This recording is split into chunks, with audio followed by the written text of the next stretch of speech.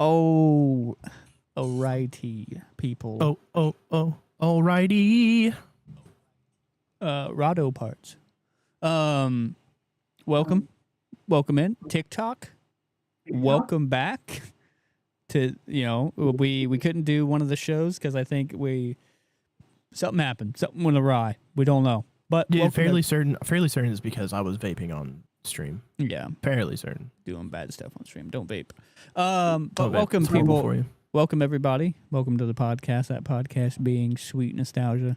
For everybody on TikTok that's not used to seeing us, I'm Ryan, accompanied by this, I was going to say floral shirt-wearing man, but it's a shielded-wearing man. It's a Captain America button-up, thank you. But James, say hello to the people. Say hello to TikTok, primarily. Hey, TikTok.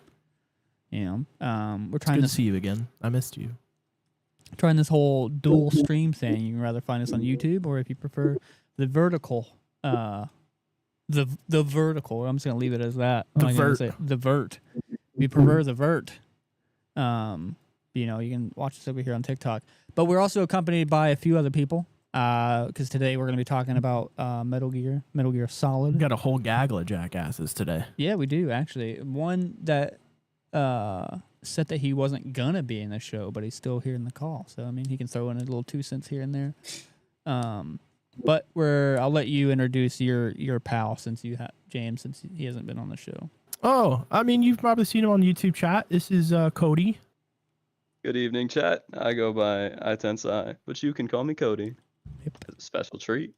All right. Well, that's that intro. We'll leave it at that. But we're also accompanied by Aaron. Aaron has also been on the channel a handful of times. He was physically on our sports episode, I believe. And then I think he came in on a couple other ones. Also to give Aaron a little shout out as well. Aaron, Aaron does his own little channel called The Mind Half Full over on YouTube. He talks about a lot of stuff, diving into like relationship stuff, mental health and everything. I also help him do the editing over there on that channel, so go give him some love and help him out. He's a good buddy of the channel. But no, Aaron, how long we've known each other? I think we're hitting about 5 or 6 years now. Yeah, it's been a minute, hot minute. Because we met right around when COVID was starting to get big at that company that we worked at, but just for copyright reasons, I won't say it. Yeah, and then Garrett is in the call with us. I don't know if he's gonna chit chat into it because I know he's hard into Fallout 76 at the moment. But he's also in the call. Garrett's been on the channel. What episodes has Garrett been in? He's in I don't know, but they were all bad. Yikes. Tough piece. I actually don't remember. I had a couple. The Star Wars one. I know he's been in a couple, but I don't remember. I think the first one he was ever in was when we're at my studio apartment. He was in like a cartoon one or something like that. I think it was like cartoons. Yeah, one that I wasn't actually in. Oh yeah. I think you weren't in that one as well. Yeah, but he was in one later on too, and I don't remember which one that was. Oh, yeah, been in a handful. So a lot of people, and then obviously I've been in every single one of them. Never missed. Never not been on. I feel like it would be strange. It would be strange for me, at least. It'd be very strange to see a podcast episode that I was not in. You know what I mean? It'd be a weird one, but nonetheless, welcome in everybody. Like I said, we're talking about Metal Gear Solid. I've been super excited to talk about this one. Obviously, everybody else has been excited for it too. The amount of people, like friends that we have wanting to come be on this episode. What's funny too is one of the hosts is not excited about this one too much. Okay, I don't particularly like the game franchise. I'm not a fan, and I know I'm going to say this, and I get this every time that I say I'm not a fan of Metal Gear. I'm not a fan of stealth games, right? Well, but I know I want to dive into too. that's just one way to do the game. I understand that, but as a whole, it's just better to play it as a stealth game, right? I mean, yeah, I agree. that's the main drawl of the game. It's Metal Gear Solid something espionage or Tactical something. espionage action. Yeah, I mean, it's the baby. same reason I don't like the Splinter Cell games, or remember that old Xbox game Thief? I'm sure it was Yeah. on other platforms, but I didn't like that game too much. I'm not a huge like Dishonored's also kind of that thing for me as well. As like I know Dishonored take like a more brute force approach, but like stealth is just better in that game. Is like I'm not.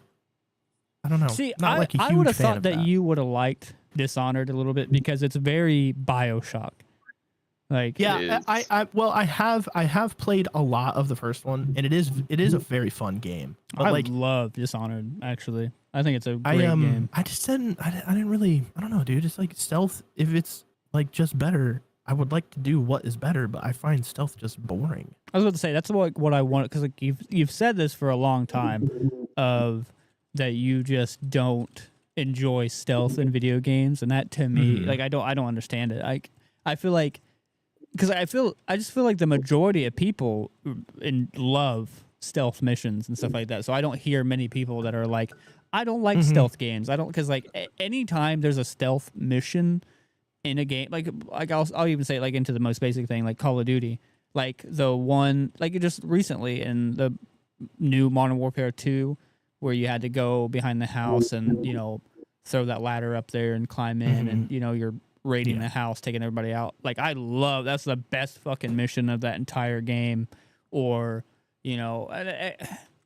as I'm saying it, I'm starting to see some things where I can get it, like because it's a very slow pace. Slow. So here's the thing. But- It's really kind of like my fault. I don't like it. I'm a 100% kind of guy. You know what I mean? So like, I know Dishonored is like, if you 100% the game with like out getting detected, there's an achievement for it. Yeah. There's an achievement for stealth killing everything. There's Yeah. an achievement for not being stealthy at all. Yeah.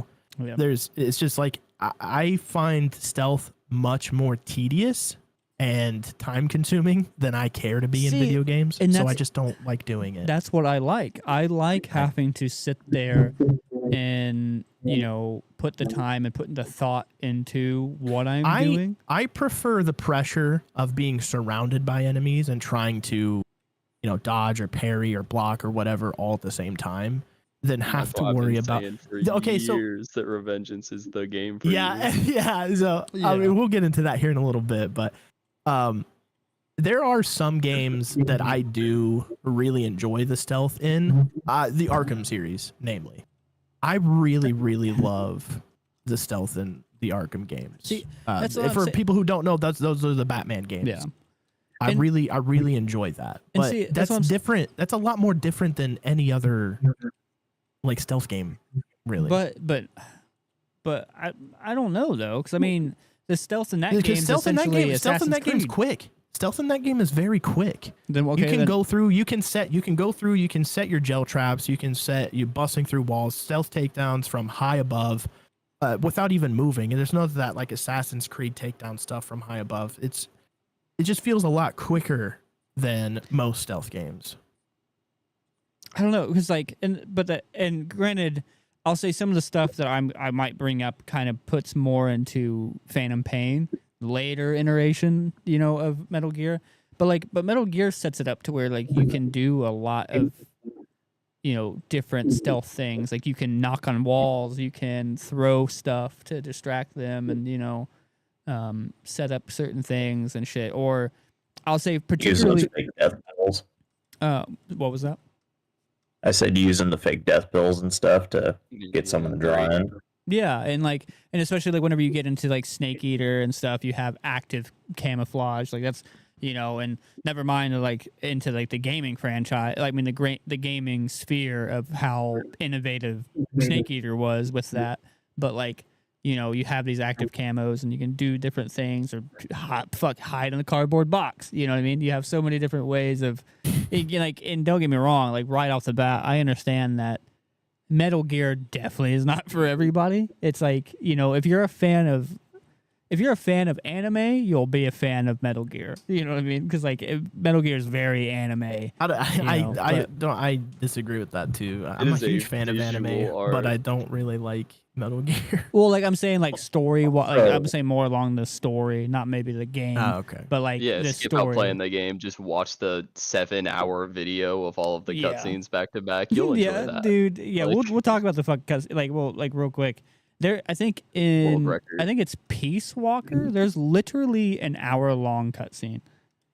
Like it is literally an hour long because I think it's Peace Walker because I think it's the graveyard scene and everything that's going on there. I think as Peace Walker. I can't remember. But yeah, it's literally an hour-long cutscene. A fucking movie within the game. It is crazy. It's crazy. But yeah, no, I mean to me, thumbs a rest. What was that? I said long enough to give your thumbs a rest. Long enough for you to make dinner. You know what I mean? Yeah, make dinner, take a nap. Yeah. There you go. Long enough for you to fall asleep and wake up and it's still playing. You know. So that cutscene was in 4 Guns of the Patriot. Guns of the Patriot, which is not at all surprisring because that game is just a movie. Oh yeah, no, Guns of the Patriot. Yeah, I thought I couldn't remember it was Guns of the Patriot. See, that's another thing. That's another thing I really don't like is an abundance of cutscenes. I hate that shit. Man. Yeah, I do like the amount in the third one with the cutscenes. I mean, they're no longer in like 5 minutes a piece, but I mean it just kind of works really well for that one. I feel like the third one, Snake Eater, is like the most popular out of all of them. They're actually doing a remastered new one that's releasing on the 28th of this month for specifically Snake Eater. Yeah, no, I want it extremely bad. It looks amazing. Now, I think what I like about because I'm somebody too I hate cutscenes, like the overabundance of cutscenes, but I hate it when it's like you do so I just recently played through the Black Ops 6 campaign because I like playing the campaigns and stuff, and even though Call of Duty is dog shit anymore, I still want to give it a chance. The campaigns really aren't unless they do that dumb thing where there's open world sections, which I hate. Which I won't lie, I actually kind of enjoyed the Black Ops 6 campaign. I'm not gonna lie, it was kind of fun. But what was I saying? But the thing, with the cutscenes, it's like you would do maybe 5 minutes of gameplay, cutscene, and then 3 minutes of gameplay, cutscene. I can't complain about this hour-long cutscene though, because it comes out of the hardest part of gameplay, not mechanically, but stylized. It comes after the Ocelot fight, which is probably the greatest fight of all time in any game. Dude, and so it's beautiful. But the thing with Metal Gear, I couldn't kill Ocelot in the end of Snake Eater. With Metal Gear though, you have fucking slews of gameplay, and then an hour long, a long cutscene or whatever. So I would take that. I would take give me an hour of gameplay, and then give me a 20-minute cutscene or whatever. You know what I mean? It's well, okay, whatever. You gave me an hour of playing, and then, this is a way for me to take a break, but still be able to enjoy what I'm doing. You know what I mean? And not, shy away from, because, you play an hour of the game, and you're oh, I'm done.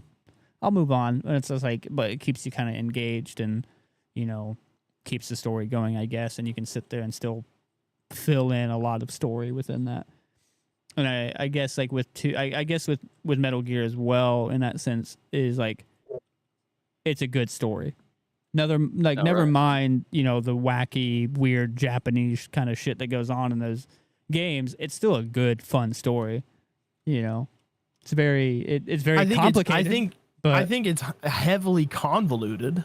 I think for me personally, the only thing Metal Gear really has to offer, again, for me, is the story, but it's so complicated, and I think the issue with that is that you haven't played the games. If you play the games in order, the story really isn't hard to understand at all, especially 3, the best one in the series, is very easy to digest and incredibly easy when you to say digest. in order, do you mean chronological? Chronological, yes. Yeah, so the first one was released in 1980, right? 3 is first. Oh, 3. Snake Eater is Snake first. Eater. Okay. Yeah. So you play you play 3, and I think Ground Zeroes or Peace Walker, Ground Zeroes, Phantom Pain. Is it Peace the Walker? original 2, 1, 2. Yeah, it's kind of got like a Star Wars thing going on with like the it's order very they're Star Wars. released. I couldn't remember if it was Peace Walker or if it went to Ground Zeroes.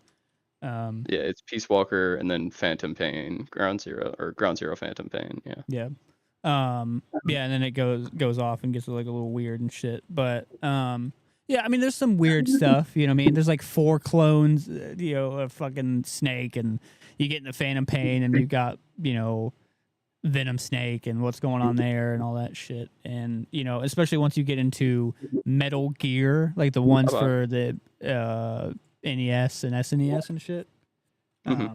That's when it gets like very complicated. Because of because what's weird, the ones for the NES and SNES, those are like the ending of. Like that's the end. The very first video games of Metal Gear that came out is technically the end of the story. Well, no, the last game is 4. That's why that long cutscene at the very end. That's the last thing you see if you play all of the games.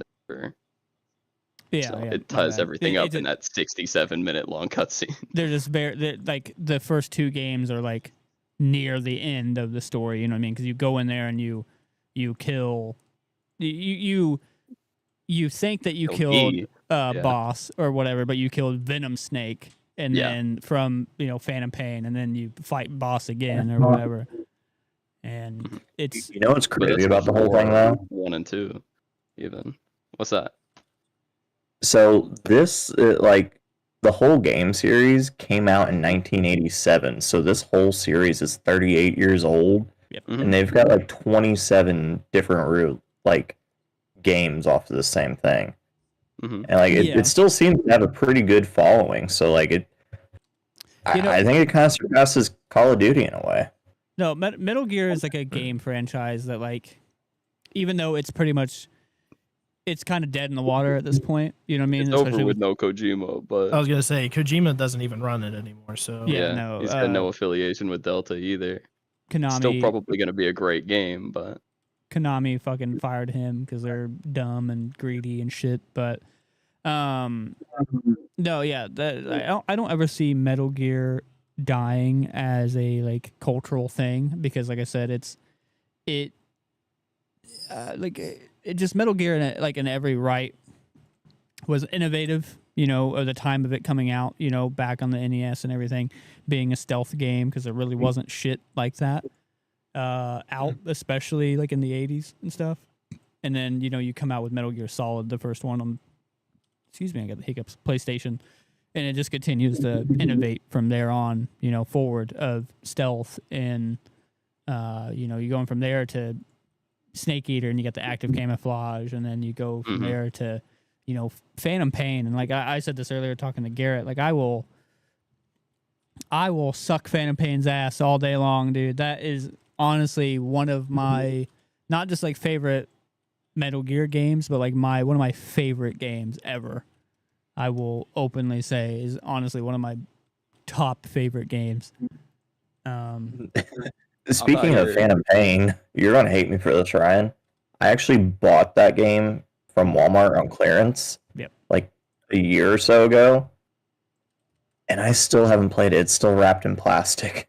Dude, yeah, I've played that game. Like he had it 10 downloaded times on my Xbox for months. Yeah, and kept telling me to I'm still rocking the Xbox One. I'm pretty sure it's still downloaded currently. Probably. Yeah, because I was playing it on your profile, because if I played it on mine, I already had everything, done and whatever. And actually, no, because at the time I didn't have my profile downloaded on your Xbox, I think. But Phantom Pain, man. So that'd be a question for like I think I already know Aaron's answer because he already said it basically. But Cody, what was your favorite MGS game now? Okay, well, I think the best MGS game is 3, but my favorite is 4. Okay, why for both of them? 4 is Guns of the Patriots, right? Yeah, 4 is Guns of the Patriot, or rather, is it Sons of Liberty? I can't remember what they call it. No, Sons of Liberty is the second one. That one came before. Yeah. So it's Guns of the Patriot. Yeah. But why do you see as 3 as the best, and then but your favorite's 4? Okay, so as far as gameplay and the characters in it, and it be I also said that it was a super honest. It is a pretty standalone game as well. If you never play any other game in the series, Yeah. it's still a great game. I love the survival system, like the cure, and I love the camouflage and all of that shit is really cool. But I played 4 when it came out with my mom, and I remember That's sick. her straight crying during the microwave scene. Oh yeah. And there has never been a more impactful moment in my life from a video game, like, at all. And then right after that, you go out and you fight Liquid, and it's the most sick boss fight I've ever been a part of. Yeah, like super anime. Fucking, Yeah, exactly. And you're just a snake. Yeah. So, and Aaron, I know yours is 3. You already pretty much put that out there. Yeah, I mean it's set in the Cold War era, but just kind of all the gameplay that goes into it, but then like the cuts to some like history stuff from like the Cuban Missile Crisis and all that, just kind of like that. Yeah, like some of it was, yeah, for sure. But it's just like mainly the gameplay. Like I played it on PS2, I beat it on PS2, beat it on 360, beat it on Xbox One, and I just like I'm almost like all the way through beating it again on my Nintendo Switch. So it's like even though I know how the game goes and I know stuff, I just like playing it again and just beating it all again. No, yeah, 3. It's my ADHD coming out. 3 was a huge like game changer because I mean it's just the mechanics that it brought in with, like I said, like the active camouflage. You have that survival stuff in there, and then just the story. You know what I mean? The craziness of the story. It was so wacky. Having all of the what was their unit? The Cobras. Yeah, the Cobras in there. Fucking having bees coming out of their mouths and shit. Going down going down the river with the sorrow. You see all, and that thing too is scary. Like that part where you're, quote unquote dead and you're going down the river with the sorrow or whatever. You have all those I think like dead bodies and shit. Like it's like all the things that you've killed so far in the game, because if you look any animals you kill for food, you see their ghosts too. Yeah, that was the crazy part too. Yeah, I forgot about that. Like you go to kill a snake or like a deer or something like that for food, and its ghost is there. It's wild. Or like all the I think it showed like all, like if you went the route of killing people, I think their ghost too showed, right?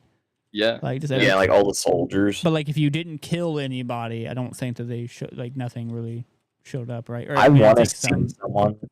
Like, I want to see someone make it all the way to that point without killing a single thing. Like, there is sometimes like you can be so you can be so stealthy, but there's still like a couple of times where you can't not take on an enemy soldier in that game. No, but you got Tranks and CQC to try, Yeah, that's my favorite thing to do, especially like because unlike like what you're talking about, James, I love that like challenge of like, let me get through this without being seen or without killing anybody. Because like whenever I play Phantom Pain, I always play it where I only trank people. I don't kill nobody. Like hell, I fought Quiet only with the trank pistol. That sucked. That was hard. But like I did it with the trank pistol. I think my second time around, all I did was I dropped crates on her. I just sat there and dropped crates on her over and over and over again. That was another great part of 3 actually. If you trank all of the bosses instead of killing them, they drop their camos. Yes, sir, dude. It was a great thing. Go ahead, Aaron. Well, and then also, like, I think if you sneak up on the end and you trank him instead of sniping him, he drops his Mosin rifle too. Yeah, true. Yeah, that's what I loved about Metal Gear is like even though it was like this linear story kind of thing, and like even in the older games, they gave you multiple ways to play it. You know what I mean? Like you could go into it however you want to go. You can go into it loud, or you can go into it quiet, and you can beat these bosses and beat these enemies or whatever in multiple different ways. There's not just one way to kill an enemy or whatever, kill the boss and shit. Also, I mean, I find the story of the games super interesting, but my issue is like I enjoy like the drops, like getting like specific drops from bosses sounds super sick, but to do it specific ways that involves I'm gonna say it again, dude, stealth. Fucking stealth, man. Oh, not necessary in the boss fights at all, though. You trank them head on. Oh, really? Yeah, because all the boss fights, you don't get like gatted down immediately.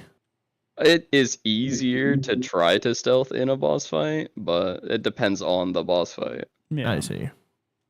Yeah, because like at the end you can't trank the big boss, the woman. No, you have to kill her. I don't think you have the trank gun anymore at that point because you've been captured like 3 or 4 times. Yeah, no, that's not true. You can trank her. You get a whole camo for it and everything. Yeah, you can trank her. It's still a part of the story to.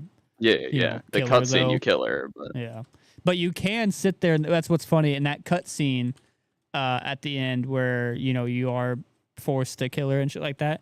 You can just sit there and not press anything because they make you press the trigger to kill her. Yeah. Shit. You can sit there for I think like 20 minutes, like a long or 10 minutes. Like you can sit there for a long time without pulling the trigger, and it's just like this. You're laying in this like meadow of flowers, and she's just laying there, dying already. But you're just kind of letting it go on and shit. Like, oh, I'm just gonna let you bleed out. You can whatever.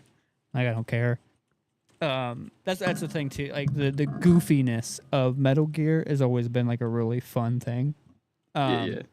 I think in Metal Gear 2, if you get the PlayStation version, I can't remember if it's the PlayStation or the Xbox version, you get like a Tony Hawk Pro Skater thing where you can actually you skateboard as like Snake on the tanker. Like it's and in 3 you had Snake versus monkeys, or you go around catching monkeys. The ape escape shit. Ape escape. Yeah. That was on the original PS2 2004 release on PS2. Yeah, you had an ape escape in there. You had the sunlight gun, I think, on 4 or I can't remember. One of them, yeah, and you could fight a Rathalos in fucking Peace Walker. Peace Walker, yeah. That's sick. You can fight Rathalos in Peace Walker. I know there was a Psycho Mantis thing where he'll read your memory cards. Yeah, and stuff. Yeah. We didn't talk about that. Yeah, fucking in the first one, the fact that he can like read your memory card and all that. You stuff don't save often. You're a bit reckless. Or like I see that you enjoy this game, and he literally tells you what game you're playing, and like the only way that you, Go ahead. In that same fight, you've got to switch out your controller port. I was just about to say that. Yeah. You have to literally. Wow. I think he fucks with your controls, and the only way to do it is you have to take it out of port 1 and put it into port 2. And dude, it's Metal Gear is cool. Like it just does some like cool shit. And I think in that same game, I think in the first one, there's something to do with like a key card.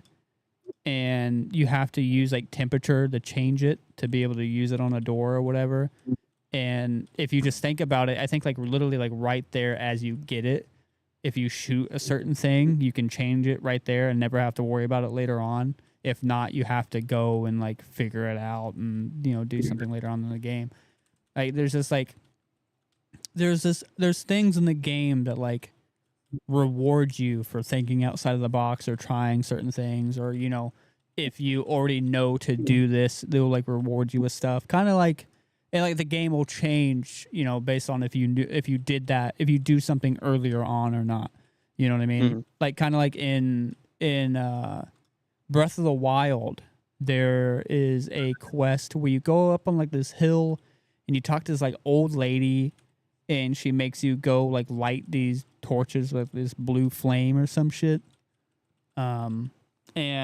But if you if you light all the torches before, okay, I gotta backtrack a little bit. When you go there and you talk to her, she fucks with you, right? She's like, I'm an old lady, blah, blah, blah. But no, she makes herself a kid. Good lord, man, did you even play it? It's been a fucking fat minute. She makes herself a kid and she fucks with you, and she's like, I'm an old, like, blah blah blah, and whatever. And then she tells you to go do the blue flame shit. But if you do the flame stuff before you get there, she doesn't fuck with you. She doesn't say anything. She just, carries on the conversation and stuff. Doesn't mess with you. And that's what I'm saying. Like, Metal Gear does stuff like that. Like, if you just inherently know what to do, or if you just think about it and think outside of the box, they'll be like, oh, cool. You're a smart guy. And I like that. You know what I mean? I like that they think ahead and they add these little things. There's a few games that do that. I know in Fallout 4, if you go and collect things before you actually go to the mission start, you can just finish the mission there, and they have dialogue for you. Yeah, I think sometimes they'll have there's even a little thing in Fallout 4 that if you jump off the building to enter what's Hancock's zone called? Oh, Good Neighbor. Yeah, if you jump off the building and enter Good Neighbor, you can actually get into Good Neighbor without having to do all of that extra stuff. Oh, and then you can save that guy's life. The guy that he shot in the beginning? You can actually kill Hancock and save that guy's life, and he has dialogue after that. Oh, that's crazy. I didn't think about that. That's awesome. It's pretty wild, man. I love games that do that, man. I do find that incredibly interesting with games. Is like when you already know what you're doing, you've played through the game before, or you happen upon an item and then go and turn it in. Like Bethesda games do this a lot too. Like you'd be like, hey, I already have this actually. And they're like, oh, no way. That's sick. Like one of the first missions in Skyrim, if you go to if you go to Bleak Falls Barrow and get the dragon tablet and then go back to Farengar before you even start talking to Olgraf, he'll be like, you already have the tablet? What? Yeah. It's pretty cool. Because I love it when games do that. It brings you because we always talk about stuff bringing us out of games or out of movies and shit like that. It brings you more. It brings you back into it. Yeah, it brings you back into it. Like I've done this mission 100 times. I'm gonna go to Bleak Falls Barrow first to get a couple levels, and then I'm gonna and then they hit you with that dialogue that you've never heard before, and you're like, this just breathes new life into this game for me. it breathes new light into the game, but also it brings that role play aspect back into it, of you escaping into the game and putting yourself into it. So it makes it makes it feel less mechanic-y and less just sequence by sequence and shit like that, if you know what I mean. It feels like a more organic kind of thing of these are actual, it kind of takes them a little bit out of that NPC realm of oh, I'm actually interacting with this character and stuff like that. Yeah.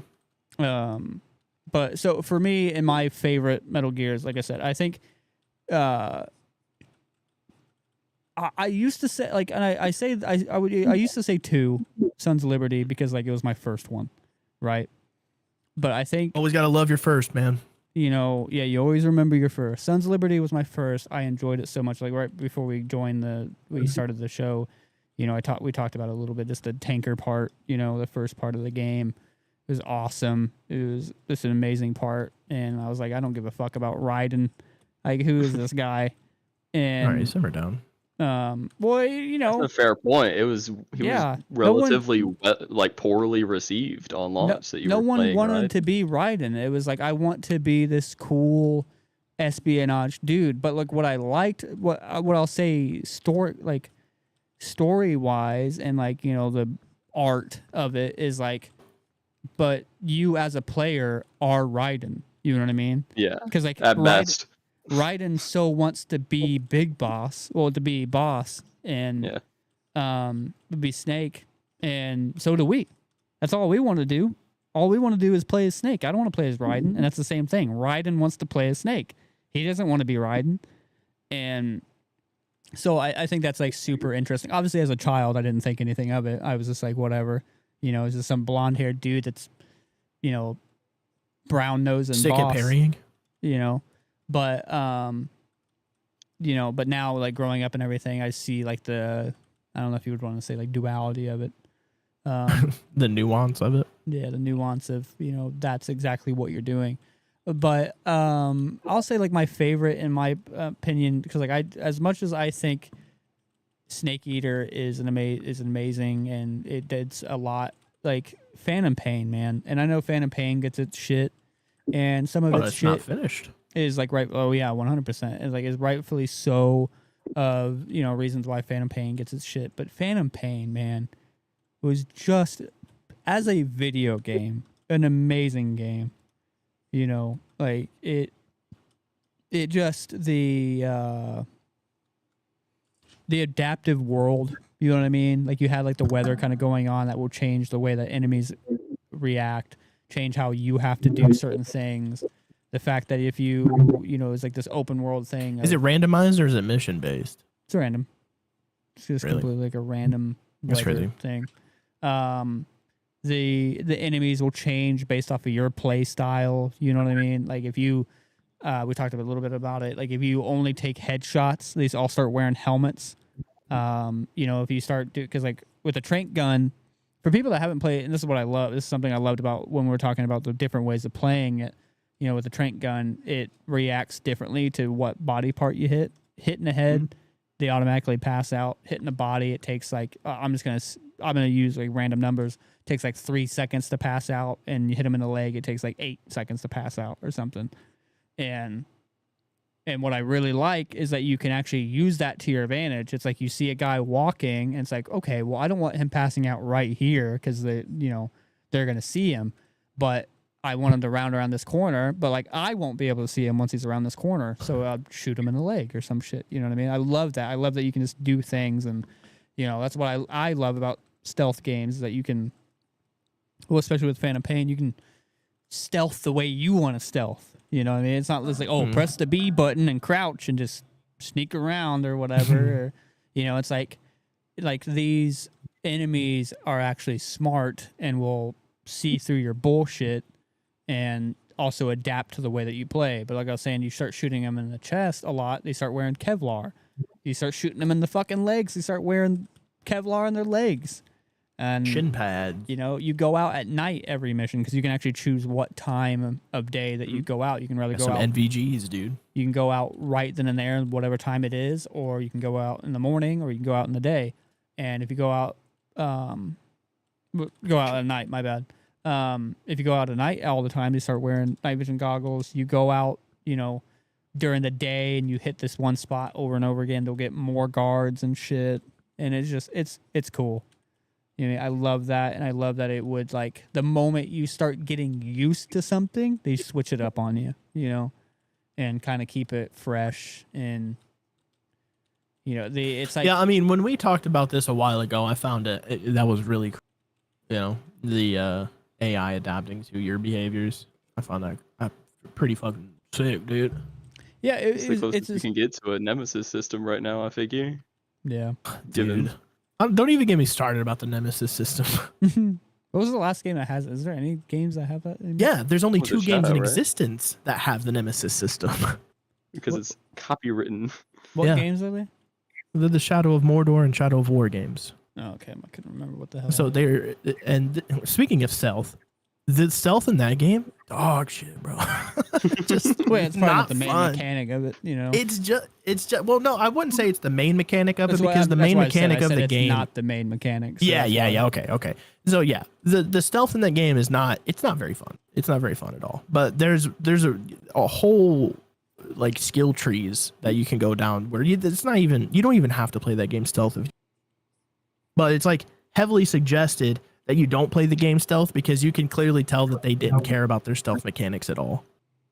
But like the Nemesis system, bro, think of like how many games could benefit from a thing like the Nemesis system. Just so I want you to explain it to the people that are watching that don't understand what the hell you're talking about. The Nemesis system that was so WB created the Nemesis system, which basically was if any enemy were to kill you, they were upgraded in a certain way. So, if you're playing like Call of Duty or Battlefield or something like that, you look at the scoreboard and you see this guy's your nemesis because he's killed you so many times, or you'll be this guy's nemesis because you've killed him so many times. It's the same concept.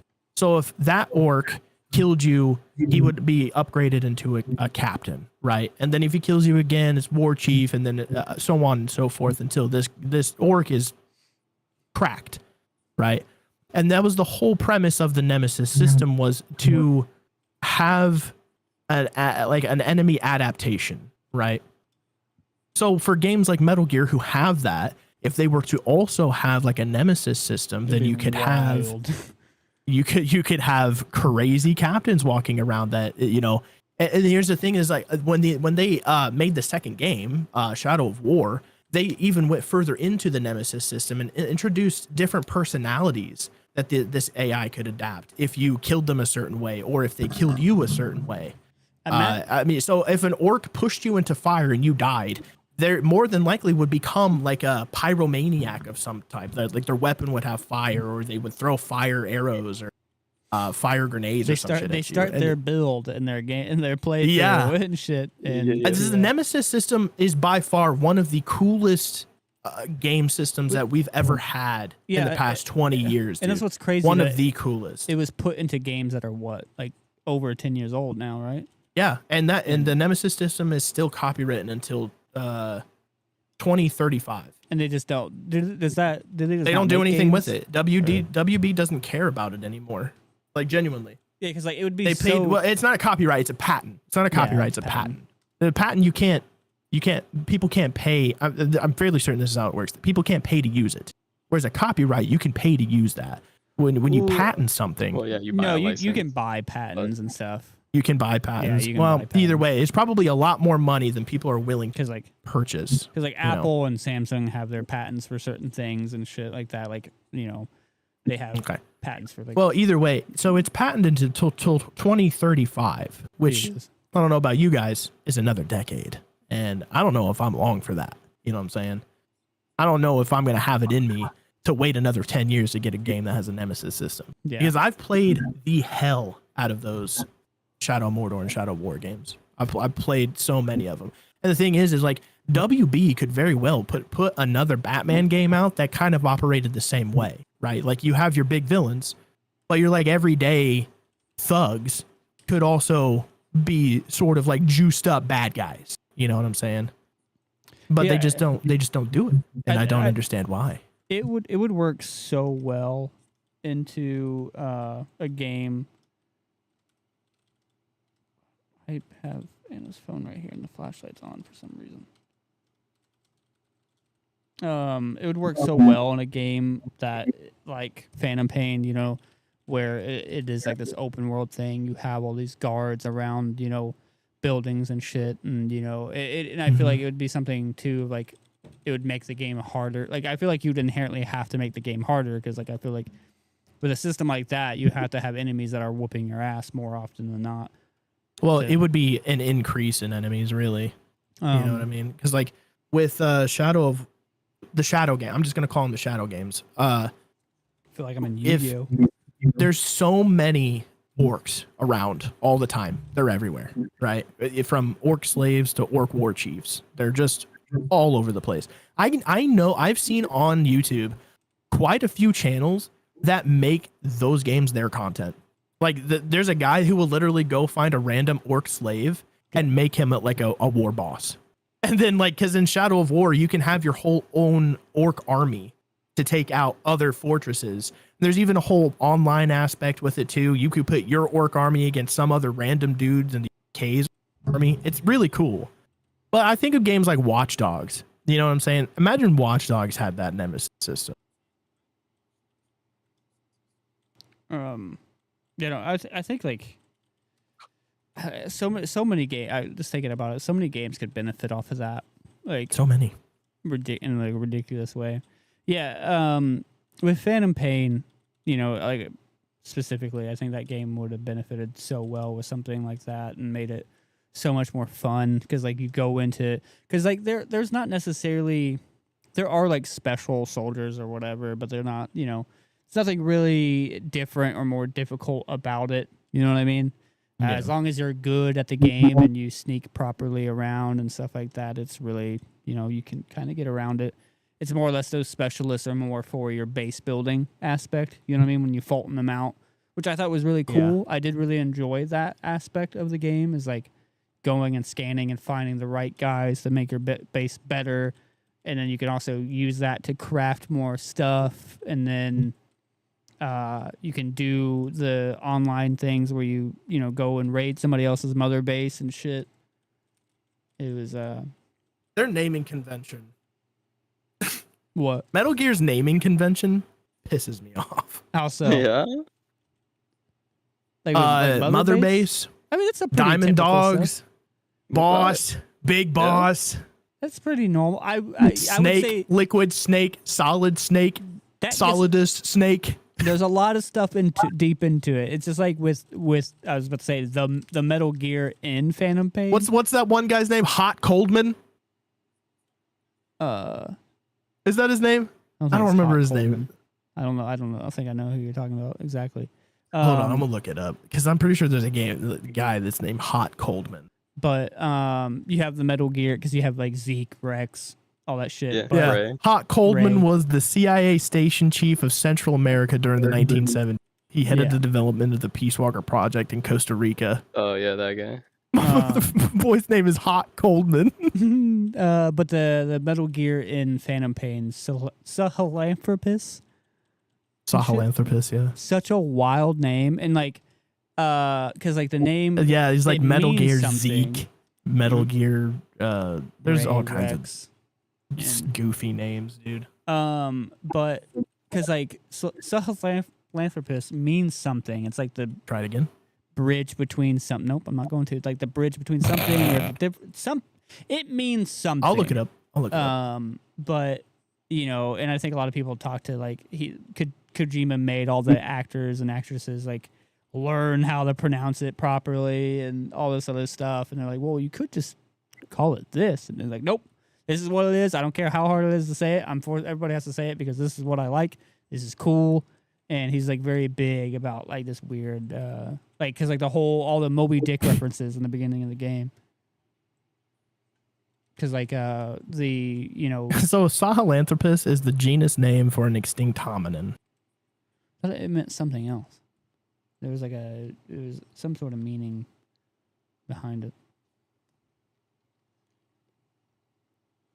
Maybe something. Maybe he's talking about Okay, so the whole term is Sahelanthropus chadensis, which translates to Sahel man from Chad, or human from the Sahel of Chad. I don't know if it's like a meme for him, calling this guy a Chad or something. I don't know. Like what we talked about. He's very full of himself in every way of the And not to suck off 3 again, but they called their Metal Gear equivalent the Shagohod, Yeah, which just Shagohod. translates to the Treading Behemoth, which is sick because it was basically just a big fucking nuclear capable tank. Yep. Yeah. He's a giant tank. Was- Yeah, it was really cool. And there the was thing like has jet engines on it. It did, yeah. It needed jet engines to. there was allow one the that nuke was to like shoot. ocean based. Which one was that? Ocean. That's based. Ray. Yeah. Yeah, Metal Gear Ray. That thing was sick. Oh yeah. All the Metal Gears were pretty cool, honestly. hmm I thought Um, Sahelanthropus was the weakest. I hated the way that thing looked I like compared to way the he rest looked. of them, dude. It looked weird. I kind of like the way he looked because like he's fucking stupidly tall and just this giant mech thing. I thought Metal he was Gear- pretty cool. Metal Gear Ray is sick, dude. Ray is the more yeah. like dinosaur kind of like like Mm, which It one looks was like that? a moth almost. Yeah.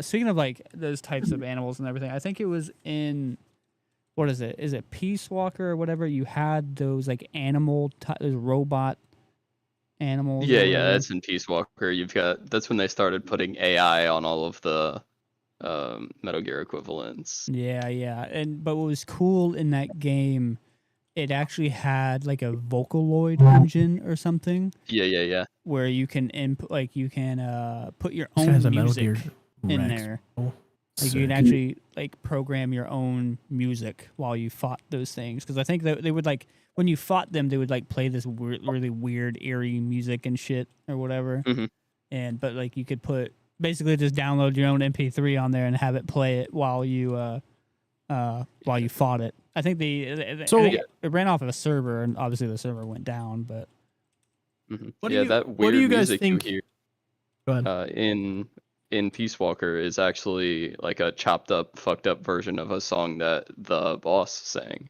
as well. Yeah. So it's not even from nothing. What were you saying, Jane? You were saying something? Oh yeah, what do you guys think the craziest plot twist in the Metal Gear series is? Craziest plot. They tried to twist? make you think that Ocelot was Liquid Snake at one point. That was just dumb.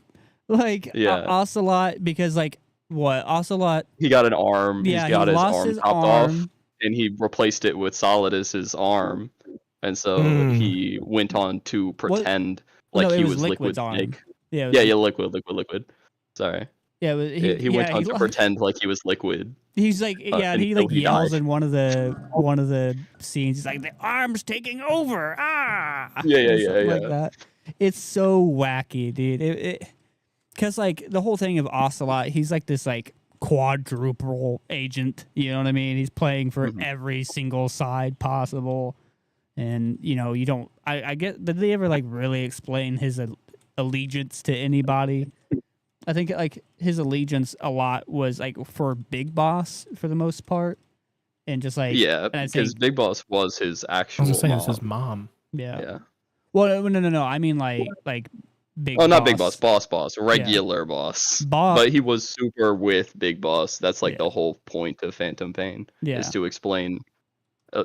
Honestly, the whole point of Phantom Pain is to explain Ocelot's motivations. Yeah, and it I like set figure. up like certain other things like with, I think Venom Snake. to Explaining explain- Venom Snake, really. yeah, Yeah, Venom Snake, figuring out who he is and why he didn't die in the tanker. I thought, for me personally, out of everything that I know about Metal Gear, that was the craziest thing. No, Oh, you mean in Venom Phantom Snake not Pain, being learning- Big Boss? Right. Learning that Yeah, Venom yeah. Snake was a completely different entity. He wasn't actually a boss. Honestly, playing through it, for me personally, having played 4 and whatnot, it was immediately obvious. But I'm not sure. Yeah, if that's well, fucking yeah, I'm everybody. sure So- because so you why actually was it kill for Venom you- Snake. For you, why was it obvious? That's Well, interesting. immediately it's brought up in that very game that if you took out the what's it called, the shrapnel in his head, he would die immediately. He couldn't get it removed.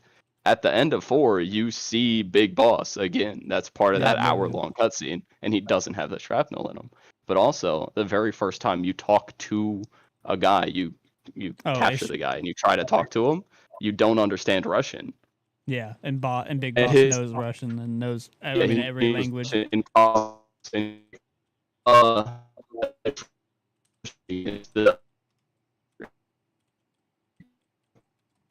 Is he cutting out for you too, or is it? He's cutting out hard for me. Okay. He's cutting out bad.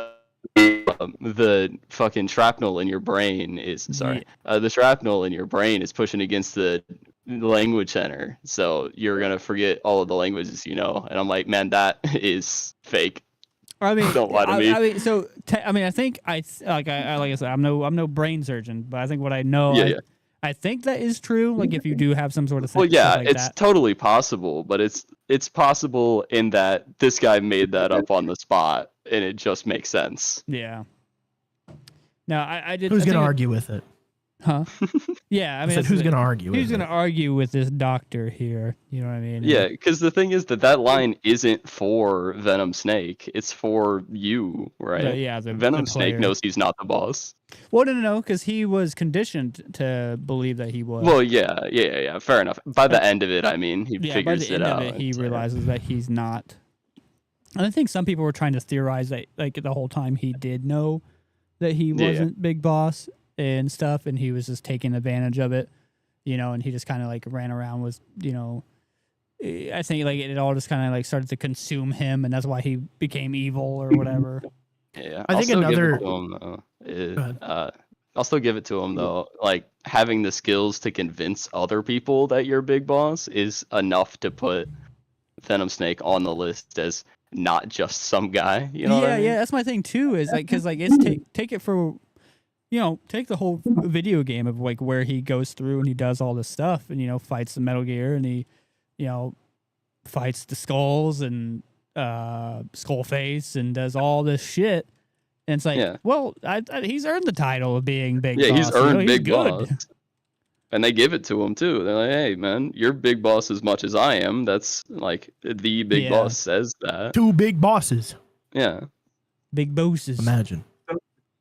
It's because it's like, you went through and you did all this shit and you whooped ass and stuff. So because like, what does Big Boss ever like? Did he say that he earned that title or whatever? I can't remember. He doesn't say outright, but he says that as much as I am your Big Boss. You know what I mean? Like, Will says, "My man knows the way of mantling. Will walk like them till they walk as you." Yes, sir. I think it even though the game was unfinished, it definitely does set up some stuff and or at least it explains, it does fill some plot holes and does certain things and stuff. I just wish that they would have completed the game. The game would have been way longer because it was already a super. It was already long game. super long though, bro. But it was a great game, and I wish that they would have finished it. I wish that they weren't. I wish Konami wasn't a bunch of assholes and got rid of Kojima and weren't just so money hungry.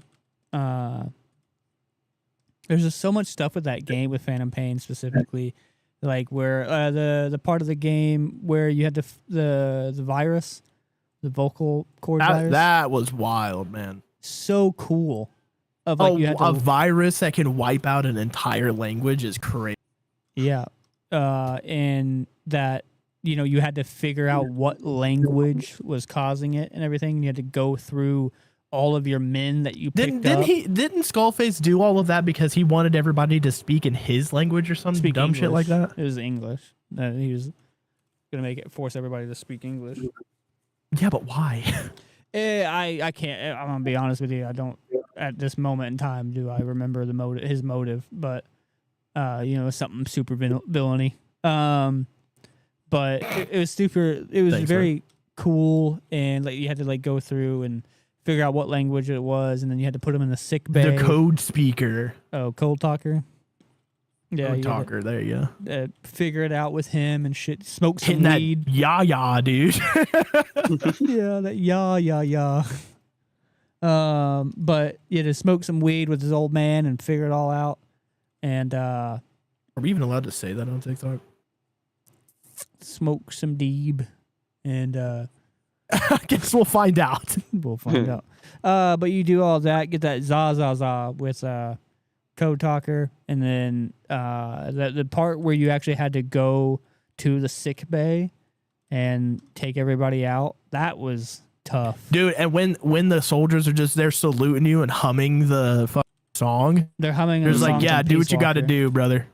Yeah, they're humming the title song or the song from Peace Walker, and everything. Dude, it's crazy.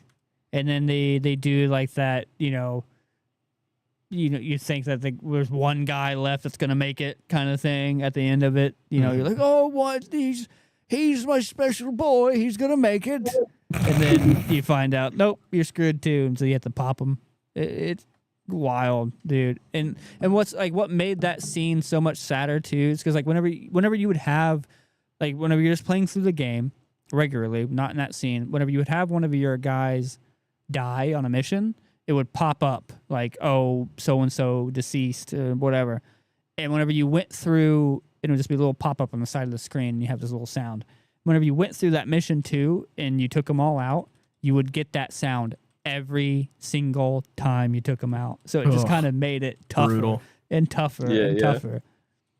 Dude, it was a great game. Story was fun, and like give it as much shit as Quiet was hot. Quiet was very hot. Quiet was cool. Although suffocating her by pouring water on her was the well, she breathes through her skin. Pouring the water on her is good for her. It's the putting clothes on her. That's what suffocates her, because she breathes through her skin. I do. I will recognize her being a fucking plant is a bit wild, bit weird. You know what I mean? But it's still cool. Photosynthesis. She's still very. But it's not out of the weird wheelhouse. Yeah. Everybody else has superpowers. Yeah. Yeah, what's homeboy's name? The Man on Fire? Isn't that Vigil or something like that? Yeah, it's Volgan. Volgan, that's right. Yeah, he got lightning powers, but you And said he got straight up ran over by Yeah. Sahelanthropus. He got stepped on.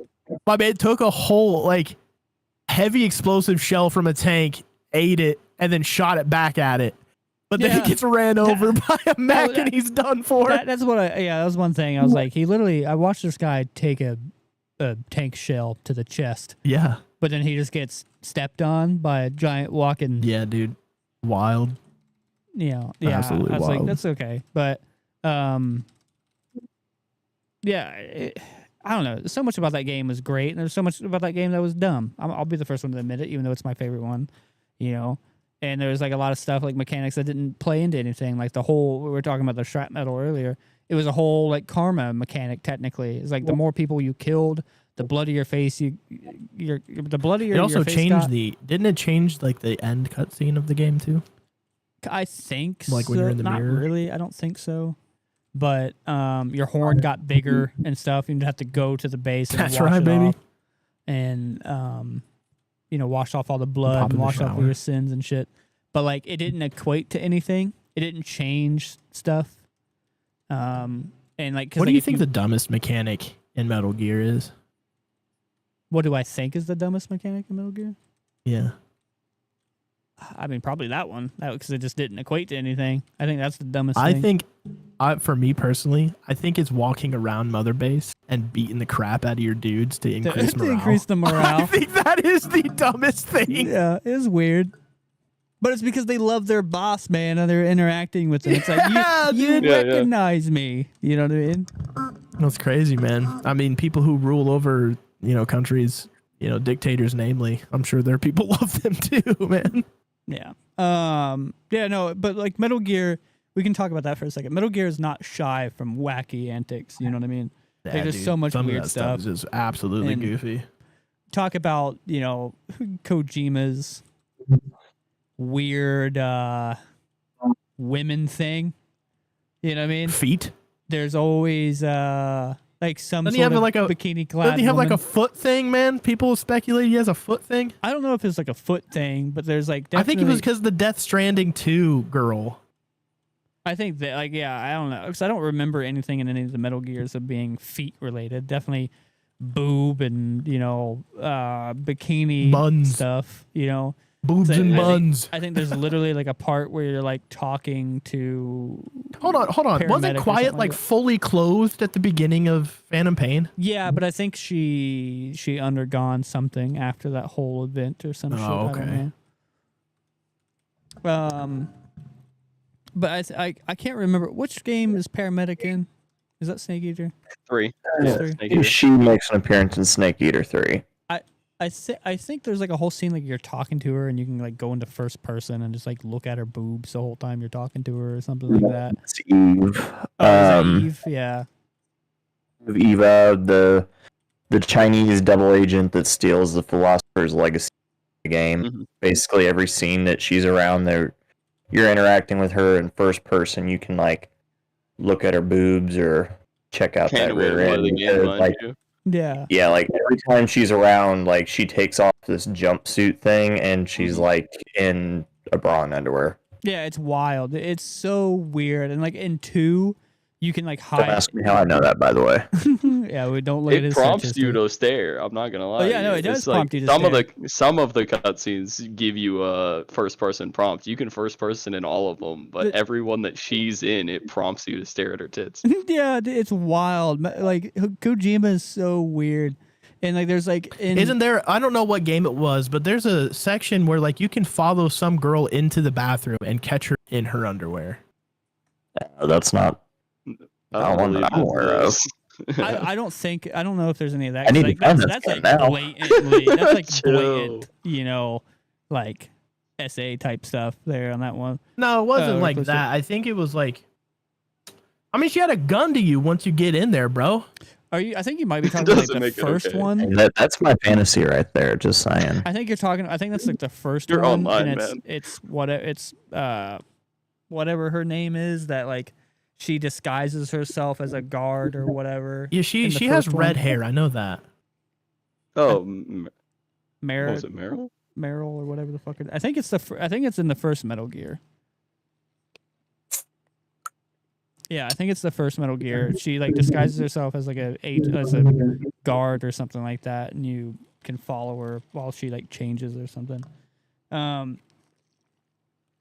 But in 2, you can hide in lockers, and you can go In the Metal first- Gear Solid, you can follow a female character, Meryl Yep. Silverberg, right there. Yep. to the bathroom. She's disguised as a genome soldier and can be found on the B1 level of the nuclear storage building.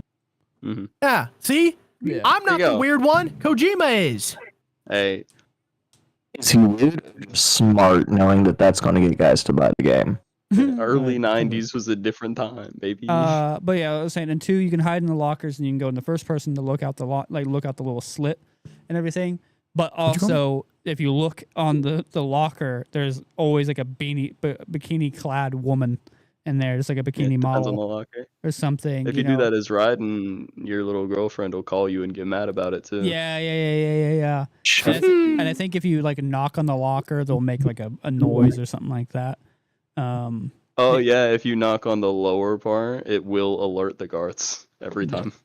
Yeah. Tell me how that's not brilliant using Genuinely. a game that you can see bikini-clad women in as a selling technique. Well, you do Yeah, that that's how all the anymore. It's DOA Nazi games got. propaganda and eugenics now. But and like Who you get says you into have to find her by her walk because she swings her hips and no other guard does. You have to try to. Otacon, best Also- girl. Crazy Otacon work. is best girl. Otacon is best girl. 100%. So you just like watching the dude piss himself. That's just what that is. Oh. Yo, pee fetish. Yeah, no, you do. You watch Huey piss himself in Phantom Pain. I hate Huey. Huey deserved that. Oh, Huey's Huey a piece of deserved shit. that. yeah, dude. Speaking of a crazy plot twist, I did not see his mother being in that tube like at all. Oh, yeah. When you play Phantom Pain, you see that tube and you walk in, you're like, wait, Snake? That's not you. Who's it's Eve that's in the Yeah. thing Yeah. or whatever. Yeah. Yeah. No, Huey is a fat piece of shit, brother. Huge, Yeah, Huey deplorable sucked. human. But then, Hated Huey, dude. But we get Otacon out of him, and Otacon's a sweet boy. You know what I Yeah. mean? He's the best girl and shit. And it was funny. It's the same exact voice. Sounds, the exact same person. Wait, hold on. Otacon and Huey are two different people? Yeah. Huey. Yeah, yeah, They yeah. look, Huey they is look Otacon's the dad. exact same. Huey is Otacon's dad. He had a Oh, child. okay. Him and Yeah, they've Eve. got the same VA, is why they sound the same. Yeah, Ah. their voice actors the exact same. Apparently, that VA is a really cool dude, according to David Hayter, the VA for Snake. So as well. that's a question that I have. So both for, I guess more for, Aaron and you, Cody, since you guys have played the Metal Gears Call of more. Duty. Is how you felt about them going from David Hayter to Kiefer Sutherland. Kiefer Sutherland. Hard to stand. Couldn't stand it. Do not like Phantom Pain, and that's the primary reason. Well, okay, what about you, Aaron? Because I have a thing. Yeah, about it. you guys got some shit to say, man. I think I got something I want to say about it. Like, it bothers me a smidgen just because I hate it. Like, when a movie will swap one actor for another one, like with Spartacus Blood and Sand. Now, granted, Andy Whitfield got cancer and died and brought the other dude in there, but like, once someone fills that,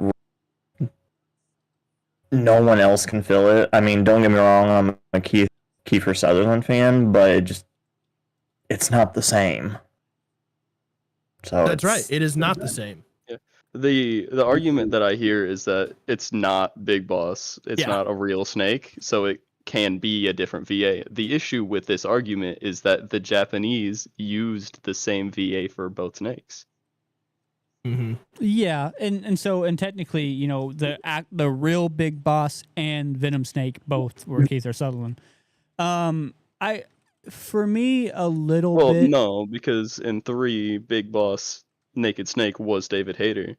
I know. No, I'm saying like in Phantom Pain, like how you brought up that the Japanese used the maybe same VA for every snake. Yeah, the same for every snake, and but where I was gonna get a little bit, because don't get me wrong, I'm on the same side of I prefer David Hayter. I love David Hayter's voice as Snake and everything, but I do love fucking Kiefer Sutherland. I enjoy his voice, and I didn't mind him as Snake. I'm just gonna throw it out there. It's an F.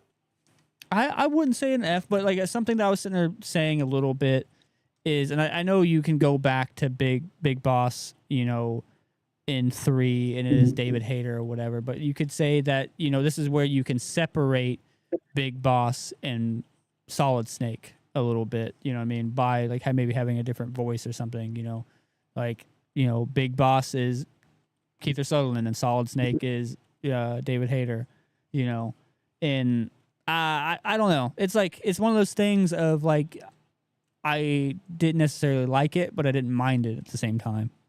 You know what I mean?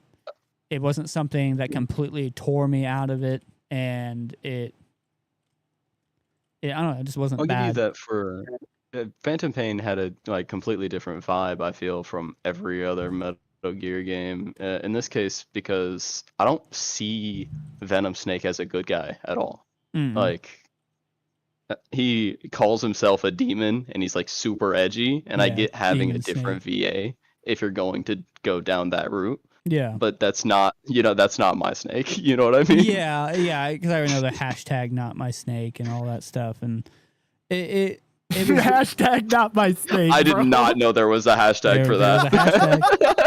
It's a real hashtag. When this game came out, not my Snake, bro. When this game first came out, there's a huge hashtag. Naked Snake or nothing. But that's that thing of where like it starts to separate, you know, and I mean, yeah, they could have went the extra step and, you know, had the actual Big Boss be voiced by David Hayter and brought him back for that, and have Demon Snake voiced by Venom Snake voiced by Kiefer Sutherland. You know, because like you're gonna hear Venom Snake throughout the entire game, and you only see the real boss for like the beginning where he's posing as Ishmael and like near the end or whatever. So I mean, they could at least had David Hayter come in and do that. But I think what kind of put a little bit that made me a little pissy about it is that they brought Kiefer Sutherland in, because they're like, we want this dude that can really carry this heartfelt, intense story and blah blah blah blah blah. But yet there was only like fucking 3 lines of like real deep shit that like Boss actually talked about. Like, it's like Big Boss doesn't talk that much in the game. Like he really doesn't speak that much, and that's where like, you want an emotional VA. Did you not watch the 71-minute cutscene that David Hayter did at the end of 4? That shit is emotional as fuck. Like, David Hayter is very capable of doing this, and it's like, but you know, like as like a consumer, it's like wow, what kind of fucking crazy story are they gonna tell that they need to bring in an entirely new voice actor? And it wasn't one because it's unfinished. And then it was Phantom Pain. I hate that so much. And so, you know, there's a bit of disdain, but also, like I said, I don't hate it. I think it was a fine job, and I enjoy. I'd still give Phantom Pain like a 7 or so, but like I'm still gonna say as a 5 out of 10, not my Snake. as a video game, it's still one of my favorite fucking video games of all time. But I hate the post office more, and I hate the Snake Eater, or the Snake character switch up thing. Oh my god! But sorry, I just got a notification. 3 freaking days, and it's already been 5 days. What is it? Oh, so you ordered something?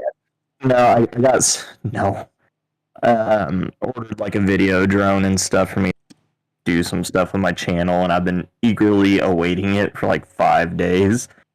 And then I just got notifications delayed by like 3 days, and it's literally like 90 miles from here. It's I like, hate that. why is it delaying 3 days for 90 days? I had something. Oh no! Remember my graphics card or whatever, or my motherboard. Remember, it was like in town, and it got like pushed back, like a couple days or whatever. Whenever I ordered my graphics card, it was so fucking stupid. Well, the last time this happened, I got in the car and I drove my happy ass to Fargo because it was the plates for my my vest. Did you see Steve Buscemi there? No.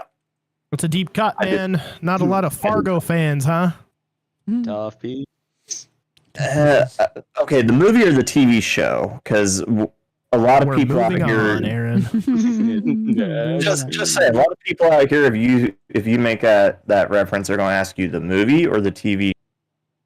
I'm gonna be honest with you. Didn't know there was a TV show. Yeah, it's got John Hammond, and it's pretty good. I'm gonna move it on to, because since we are almost an hour and a half into it, and I meant to do it at the hour point. Actually, I meant to do it at the half-hour point. All right. And I looked over at something that we just ordered. We just got our first delivery of HelloFresh. Because we're doing that. We're HelloFresh people. And so that reminds me that if you go into, this is for everybody in TikTok and on YouTube, if you go into our bio, we have a link tree. Link tree, the obvious. We're all used to link trees now. We see them in everybody's bio and shit. Has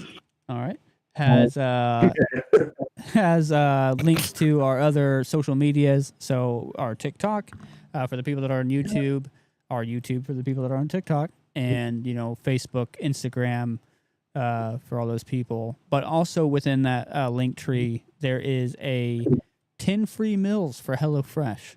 If you don't know what HelloFresh is, it's like a meal plan thing.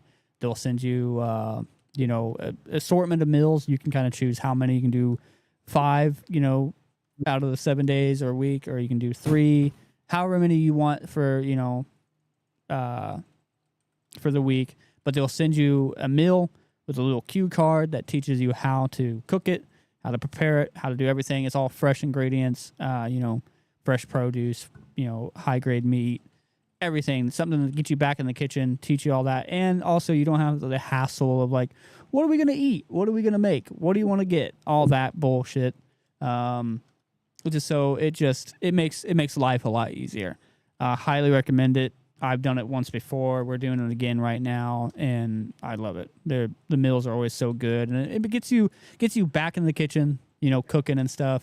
Maybe gives you a love for cooking. It's fresh, good ingredients, so you're not eating fast food every night. Because I'll say we have a huge issue of ordering DoorDash and getting shit food a lot, and it sucks. So now I have a question for you with that, Ryan. What? Is it legit 10 free meals, or is it just a discount on 10 meals? Nope, 10 free meals. Because I meant to ask you this last time I was on here with you, because sometimes you see that, and then you click on it, and it's not actually 10 free meals. It's a promo for the equivalent discount of 10 free meals. No, it's 10 free meals. Obviously, you do like what typical, you have to pay for shipping and all that stuff, but 10 free meals, super worth it. But also, you can't eat without watching something. Also, in that link tree is a 30-day free trial of Hulu. What'd you say? Nothing. Nothing at all. Please Nothing. These promotions help you too. You're a part of this. You should be promoting this with me. Okay. I'll be back. Bastard. All right, but yeah, you can't eat without watching something. So there's also a 30-day free trial for Hulu in that link tree as well. You go there, hit that up. There's a lot of good shows going on Hulu right now. We just watched about a month ago, we got done watching The American Family or something like that. It's a story about that Ukrainian girl that they thought she was a lot older than what she was because she has like a form of dwarfism. And super good. We actually really enjoyed it. It's actually based in Indiana. That actually all that stuff is a true story, and it all happened in Indiana, which was pretty wild. You know what else is based on a true story? What? The Conjuring movies, The last one is about to come out, which I'm you can super find on excited. Hulu. I think. Not Well, actually, no. no promises there. I don't know. But what's also I watch them on may not Max. be Okay, able I to watch find them it. on Max. I don't know if they're on Hulu. what's also on Hulu is Family Guy. I've been watching a lot of Family Guy. That's on Hulu. That's for a fact. Mass Singer, last time I checked, was Masked on Singer's Hulu. on there? Mass Singer's incredible, actually. Love that show. There's a good movie. It's like an indie movie. I think it's called Dinner in America. Love that movie. Cloak and Dagger's on there, if you're into that. Cloak and Dagger. Fargo's also on Hey, Hulu, too. all TV show. of Smallville is on Hulu, boys. Hell yeah. That's an absolute W right there. I did not know I was friends with somebody who Letterkenny watched on there, too? Smallville. Hey, bro, That's an L. I have only seen a couple of episodes, but the theme song is pretty sick. Okay. I'm notorious and very well known, especially for the people that's new on TikTok. I hate Superman. First of all, no, you're not. What? That's tough. Don't ego him. What? Let him talk. Dear Lord. Okay, bro, move on. It's well known for the people that watch this channel. You fat fuck. that I hate Superman. But He said, I'm very well known. No, you're not. that I'll say that the intro to Smallville is very good. Very Dude, good. oh, dude, that theme song is so good, man. But yeah, no, Dude, all of Wipeout is on Hulu. 7 seasons. That's sick. crazy. That's sick. You got But yeah, Letterkenny. All you of got Community. Fargo, Hey, you got even Sons bigger of W. Anarchy. All of Community is on there. Absolute show. funny show, dude. Love it. but yeah, go hit up those links. Get you your 10 free meals with HelloFresh, your 30-day free trial with Hulu. Also for our creative people in the chat, both on YouTube and TikTok, there is a submit form. So this channel, we're really big about community and building the community. Funny enough that you say community. We always do like about a 10-minute pre-show when we start these podcast episodes. And I want to fill those with your guys' creations. So your art, your music. So there's a submit form in there that you guys can fill out and send rather a link or a PDF or an audio file of your guys' art or your music for us to showcase it in that 10-minute preview and give you guys a shout out. You know what I mean? Like, yes. All of Buffy the Vampire Slayer is on there. Okay, we're still going. Kitchen Nightmares, boys. Where Hulu is getting their money's worth on this one. But Yeah, dude, 30 submit that days stuff, you could wipe out all of Hell's Kitchen. submit that stuff so we can showcase you guys over here with us, and we can just build this community and help everybody creatively and just have a good time. But back to the scheduled programming. Yeah. Well, Scheduled James programming. brought That's up right. Hell's Kitchen. If you've never seen it, the first season of Hell's Kitchen is crazy. Not a single one of them was an actual I've never seen Hell's Kitchen, and I don't think I have an interest in Hell's Kitchen Kitchen's Oh, Nightmares. you should. It's Kitchen good. Nightmares is Yeah, Kitchen Nightmares, is is the incredible. better one. I'm not a huge fan of Hell's Kitchen. I'm Kitchen Nightmares. I don't really mess with like reality TV like that. The only reality if I TV could show. get a Well, golden I mean, when I say reality TV, I mean like competitive, like reality TV, like Well, Big because Brother, that's Hell's Survivor, Kitchen and stuff like that. Yeah. Because Yeah, Kitchen if Nightmares I I could find get- crazy. I remember watching an episode where he was like, "This Kraft singles cheese is expired. Do you know how long it How takes do for you that do? to expire, bro?" And I'm like, "Whoa, bro!" no, if I could Oh man. Ramsey to tell me I did something wrong, He like puts cussing 2 at me, pieces of bread my between life this would be chick, and he complete. says, "What are you?" And she says, "I'm an idiot sandwich." no. The only reality TV show that I'm planning on watching, because I don't like reality TV. Oh my god. But obviously in the most recent events and stuff like that, I remember when the show came out, and I didn't watch it then, but the Osbournes, and I watched all that because that's all free on like Vudu or some shit. I don't know. No, thank But- you. Don't tell me you're hopping on the Aussie train now just because he passed. No, I've Simmer. always been Simmer down. Aussie. Let's Uh, go, well, William. Somebody's speaking the truth. Why is Metal Gear Rising So Revengeance many the best? people I know at work are all of a sudden, oh my god, Ozzy's. So I've been listening to him since I was in freaking diapers. No, why died. Fighting my ass. why do people shit on Metal Gear Revengeance so much? Couldn't tell you. Genuinely. Because I hear a lot of hate for Revengeance. Because it's weird and it has weird shit in it, and it's Raiden, and Raiden's but weird is subjective, man. It's not even that weird. I mean, like, yeah, all of the bad guys have superpowers, but that's Metal Gear. We're used to that. It's just the music is banging, and because it's not Metal Gear, it's very different. Isn't it? Wait, hold on, isn't it called Metal Gear Revenge? Yes, but it's not what Metal Gear typically canon. is. I thought it was canon. It depends. I think the only games that weren't canon were the portable games, like Portable Ops, and actually I think Portable Ops was canon. Fair enough. I don't think Kojima had. I don't think he had a hand in it though, which is why a lot of people don't call it canon. But even if it were, it comes after 4. Platinum action all game, of the not events that stealth happen. action game. So apparently, Metal Gear Revengeance is being canon is a matter of debate. Yeah. Yeah, exactly. Conclusive. Yeah, because like as far as Kojima, not Kojima, as far as the game itself is concerned, it is. But the fans aren't going to call anything that doesn't have Kojima's hands all over canon. That's just how that one goes. Yeah, the Kojima Will fans says are very platinum action game, not stealth action game. That's what I'm talking about, baby. Yeah, it's a stealth action if you speedrun it. All I'm saying. Yeah, and that's why like people have their qualms about it, is because it's just not Metal Gear.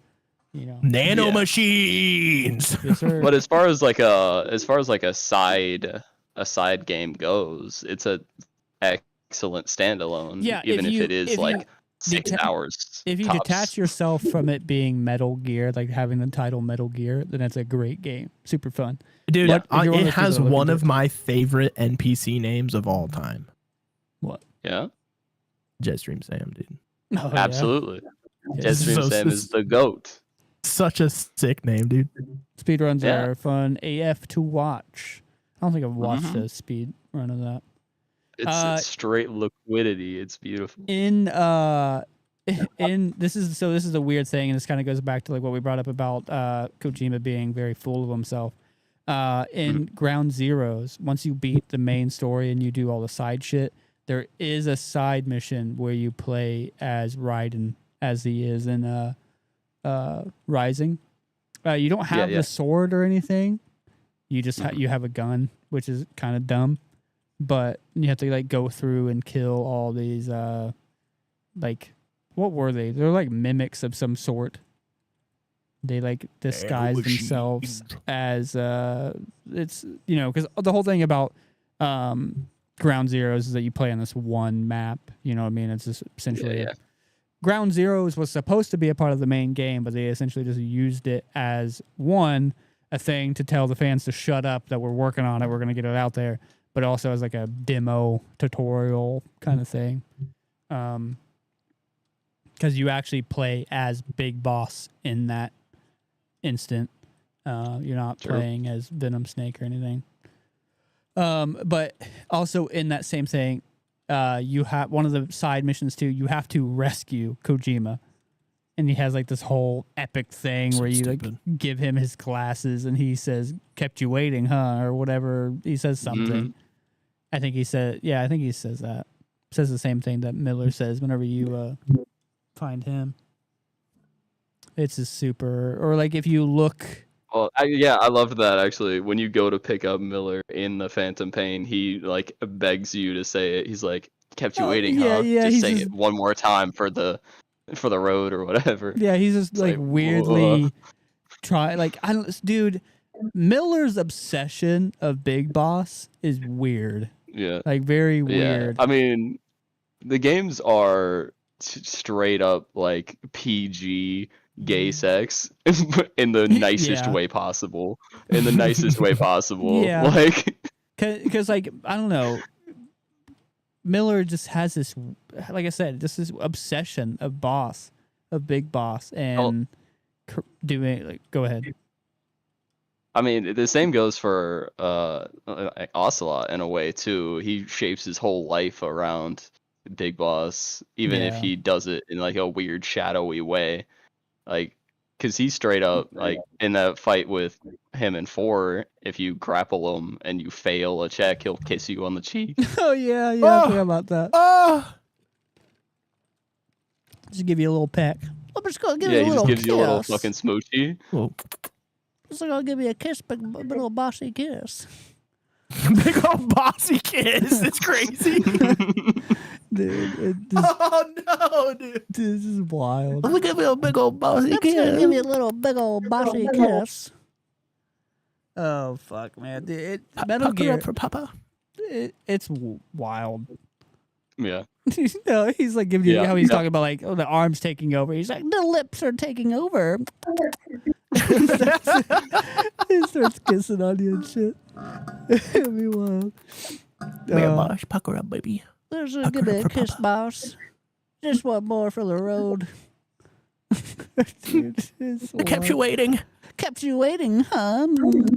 Waiting. He's kept his lips waiting. Very nice and moist. I got some chapstick on them. Dude, but I'm trying like to try to describe Metal Gear to somebody that's never played it or that doesn't understand it. It would just be like, what the fuck? What is going Video on? game You know what I mean? cinema, and that's just what it is. What is going on, cinema? It is video game cinema. Yeah, Like before Metal Gear, I would have never considered that a video game could be art. But dear God, this is video games as an art form. yeah, it's very cinematic, and and like never mind the strange, weird stuff, the strange sexual stuff or whatever. It just Kojima changed the gaming world with a lot of with Metal Gear, and I love it. I love everything about it. And there's not a lot of information on don't. it, but apparently he is working on a new espionage-based title that is not related to Metal Gear. Yeah, he Yeah, put we'll see how Can't that- wait to hate it. We'll see how that one. he made a character very resemblant of Snake in Death Stranding 2, apparently. Mhm. I want him to make that damn Silent Hill game, but that Konami owns that, so I don't see that happening. If ever we could have gotten PT, the real game. Yeah, dear dude. Lord. Because that was gonna have more. That changed horror. Like every game since PT is just PT but worse. Yeah, like that was gonna have Norman Reedus in it as well. Hold up. He was gonna What be the is main character. what's PT? PT, the playable trailer for a Silent Hill game they were going to make. Oh, okay. The one where you're going It down was- that hallway and it just keeps repeating Yeah, it's itself over and over and It's over. like again. the first loop horror, basically. Yeah, dude. it I've was seen crazy. this. I've seen shorts of that actually. Dan and Yeah, Aaron, but it was an absurdly good game that never finished. that never happened. Dan and Aaron played it. It was Yeah. good. There's people like if you had that game on your PlayStation or whatever, people were selling their PlayStations for like fucking ungodly amount of money. Yeah. But I would love for Kojima to make a horror game because like that, because just PT alone was awesome. Because he did it with El Toro or whatever, like, and so it was El just Toro. That's what they uh, called me in high school, bruh. The bull. The bull. in this fucking podcast. Continue, man. Damn. In this damn podcast, and we can't go Oh, a dude. single show without Putting this. me and Cody in the same chat it's gonna Yeah, happen, dude. Dude, we asked for this. I sit in a room with you alone, and it happens. We're alone I mean- off camera. It happens. That's just me, baby. I like to have a good time, We'll bro. be sitting there just chit chatting about shit like while I'm sitting. It's because right next to you. I'm still fishing for the best. That's what they called me in high school. Joke, man. I've had some bangers, but it hasn't cooked. Okay. Jesus. We got to get the joke to end all jokes. That's right, dude. I need to peek. I haven't yet. We're out here searching for the One Piece, dog. This is gonna go on. It'll be the rest of my damn life, man. My kids are gonna inherit this joke. The joke to rule them all. One joke to rule them all. That's what they called me in high school. The joke to rule. Wild. But so this is something I think Aaron we'll start rounding it out a little bit. Something that I think Aaron said one time he said something about seeing Phantom Pain as like a movie. How would you feel about Metal Gear being made into a movie / TV show? I would prefer it as an animated series. I think that's the best way they could do it. Yeah. And I would love that. I would get hard for a Metal Gear animated series. We'll take that down to simmer. Yeah, no, me too. I'm getting kind of tired of TV shows a little bit. You know what I mean? This is everybody's doing a little mini. Get your 30-day free trial of Hulu though, or whatever. I would rather see like a movie or something. But also at the same time, the animated too, series comes out on Hulu, we'll let you know. Yeah, at the same time, I don't really want to see Metal Gear as a movie because it's just another stealth thing. Well, okay. Well, let me backtrack a little bit. Metal Gear as a movie would be much better than Splinter Cell as a movie. Because I agree with that. Because Splinter Cell is literally just a fucking agent sneaking around doing shit. It's just another action. You can movie. say the same thing about Hitman, brother. I mean, exactly. Hitman didn't have to be a movie. You can say the same thing about 007. Well, 007 wasn't a video game. It was a movie. Like, that's what I'm saying. Like, Splinter Cell, because I'm talking about a video game being put into a movie. Splinter Cell would just be a James Bond. It would just be, something in that sense. While I will give it to Metal Gear a little bit, is that it has very weird, wacky things that could fit a little bit better into making like interesting avenues to go down versus like, oh, I'm just another soldier sneaking around. You know what I mean? I'm just another espionage person. Like, at least with Snake and and the Metal Gear world, you have these characters that have superpowers. You have these giant bipedal tanks and shit. And a very whose story would you want to see then? If they made like a movie or an animated series, would you want it to follow Big Boss and Solid? Like, you know what I mean? Because there's a fucking 80-year time span between the beginning and the end of the series. See, that would be that's where it gets hard too. It's just like especially with Metal Gear being as cinematic as it is, it's like, how would you do that without one? Because like if you stray off, you're gonna piss the longtime fans off of. Yeah, right. You can't go somewhere that doesn't have a snake. That's not Metal Gear. Yeah, and then hashtag not my snake. But then exactly. if you just stay 100% true with the story, Ron. It's like we have this at home, you know what I mean? Yeah, it's like I can just go play this and but the thing is like people want to see live action stuff nowadays. You know what I mean? Yeah, and so when we talked about movies, I think on our last podcast, I did say. So I'll keep true to what I said. I did say making a video game movie is a good way to bring people into that medium. Rom-com with Solid and Otto. That'd be wild. Honestly, doing a video game movie is good because it gets people that don't play video games to love that art. You know what I mean? Mm-hmm. So it's like a lot of people, like I want people or at least respect it. Yeah, I want people to enjoy Metal Gear, but no one's gonna go and play 5-10 hours of Metal Gear Solid 3 or whatever, or go sit through Phantom Pain because like they just don't play video games. You know what I mean? Like like making it into a movie or a TV show. Because, like, see, the amount of people that love Halo now because of the Halo TV show, or actually, no, I won't use that because that was a shitty TV show. The amount of people that like The Last of Us. Fallout, right? Yeah, or Fallout. Fallout's a good one, too. A lot of people that love the Fallout show that's never touched Fallout don't even know what the hell it is.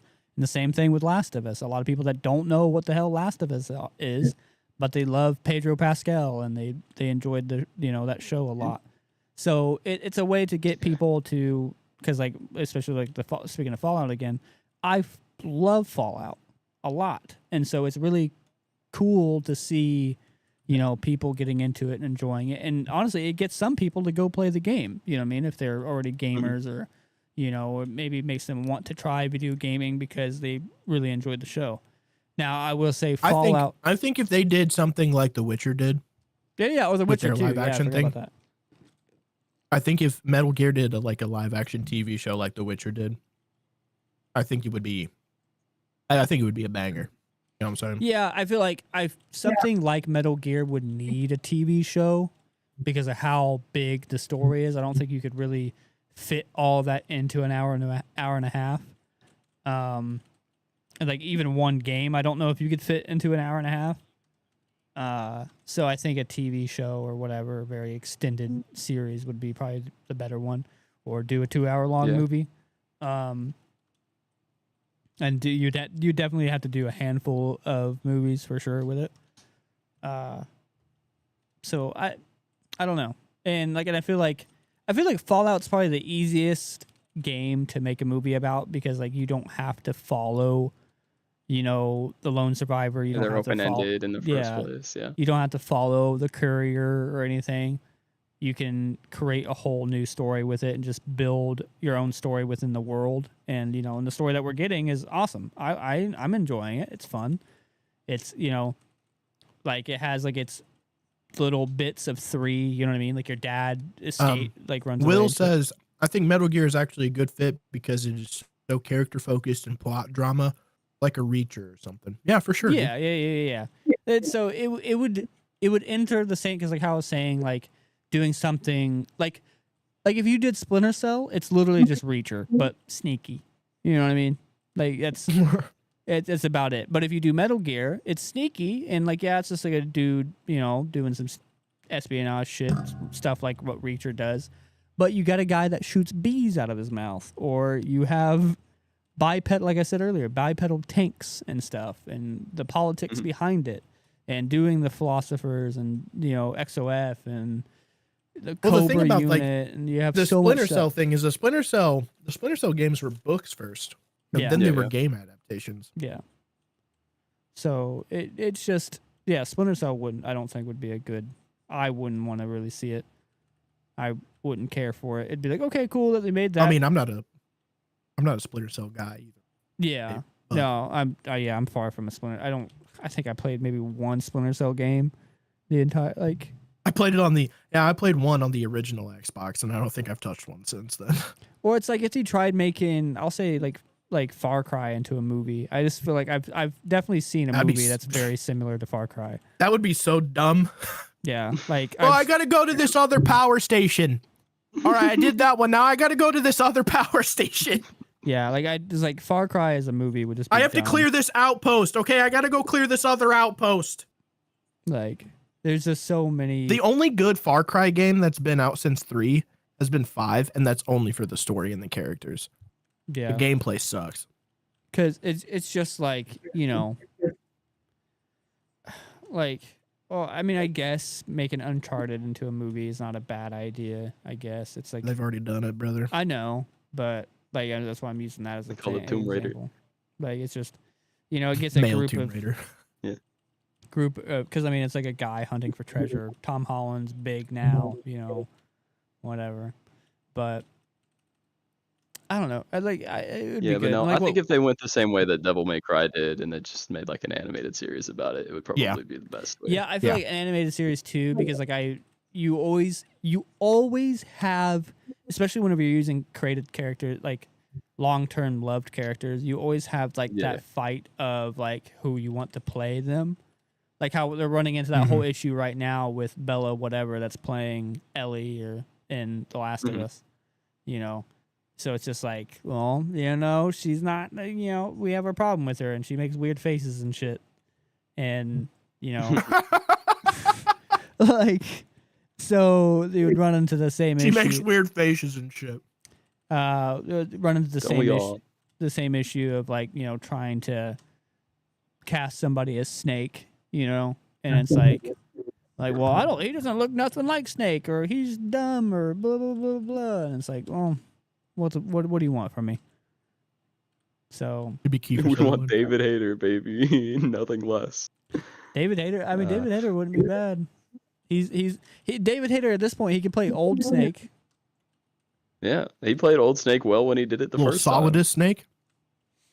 Well, I think we mean from 4. Yeah, Solidus. I don't even know who the hell you would try to get to play Solidus, because Solidus has his own little look. He He's a cast freak, Chris yeah. Pratt Snake 100 fucking %. Well, that's why I don't want a movie. I'd be damned. Vile. They would no if they made an Yeah. animated I movie. That's swear to exactly God. what it would be. No, dude, we gotta get Dave Bautista. I didn't mean a movie. I meant a series, an animated series would be the best. Dave Bautista. I don't know. Maybe back in the day he could have definitely played somebody. He could, but I don't know who. I could see Dave He'd play, Bautista in one of them. Senator Armstrong. Yeah, if we get an animated Rising movie, they would make Jack Black play fucking Armstrong, and that's just how it is. And I cannot stand that. And I can't stand that thought. That's evil. Simmer down, dude. I don't even know. I can't even think be of an brutal. actor that I would like to see as like Solid or Big Boss. Like I can't think Yeah. of a single actor that I would be like, yeah, I wouldn't mind them. It would have to be somebody that's like not well known. Yeah, Jack Black is Otto. That'd be wild. That'd be super wild. Yeah, I don't know. I'm literally trying to sit and think of who would play as a good. Well, I mean, we kind of got a weird Solid Snake with Charlie Sheen in that one fucking spoof movie he did. You know what I'm talking about? Platoon? Was it Platoon? Yeah. It was like a funny military thing. Oh, I don't. I don't know what it was, but he was very similar to Snake. But I don't know. I can't remember, and I don't care enough to look it up, so we'll leave it be. But we are rounding up to the 2-hour point, so I think this. Hot Shots. Huh? It's called Hot Shots, 1991. Oh, there it is. That's the one. That is the one. But I think we're at that point where we're starting to wind down, and once we start running out of shit to talk about. Any other closing things or any other questions or anything? Well, James, you said that you had some questions a little bit. I don't know if you had any that you hadn't asked yet or that you wanted to. Any shit you wanted to talk?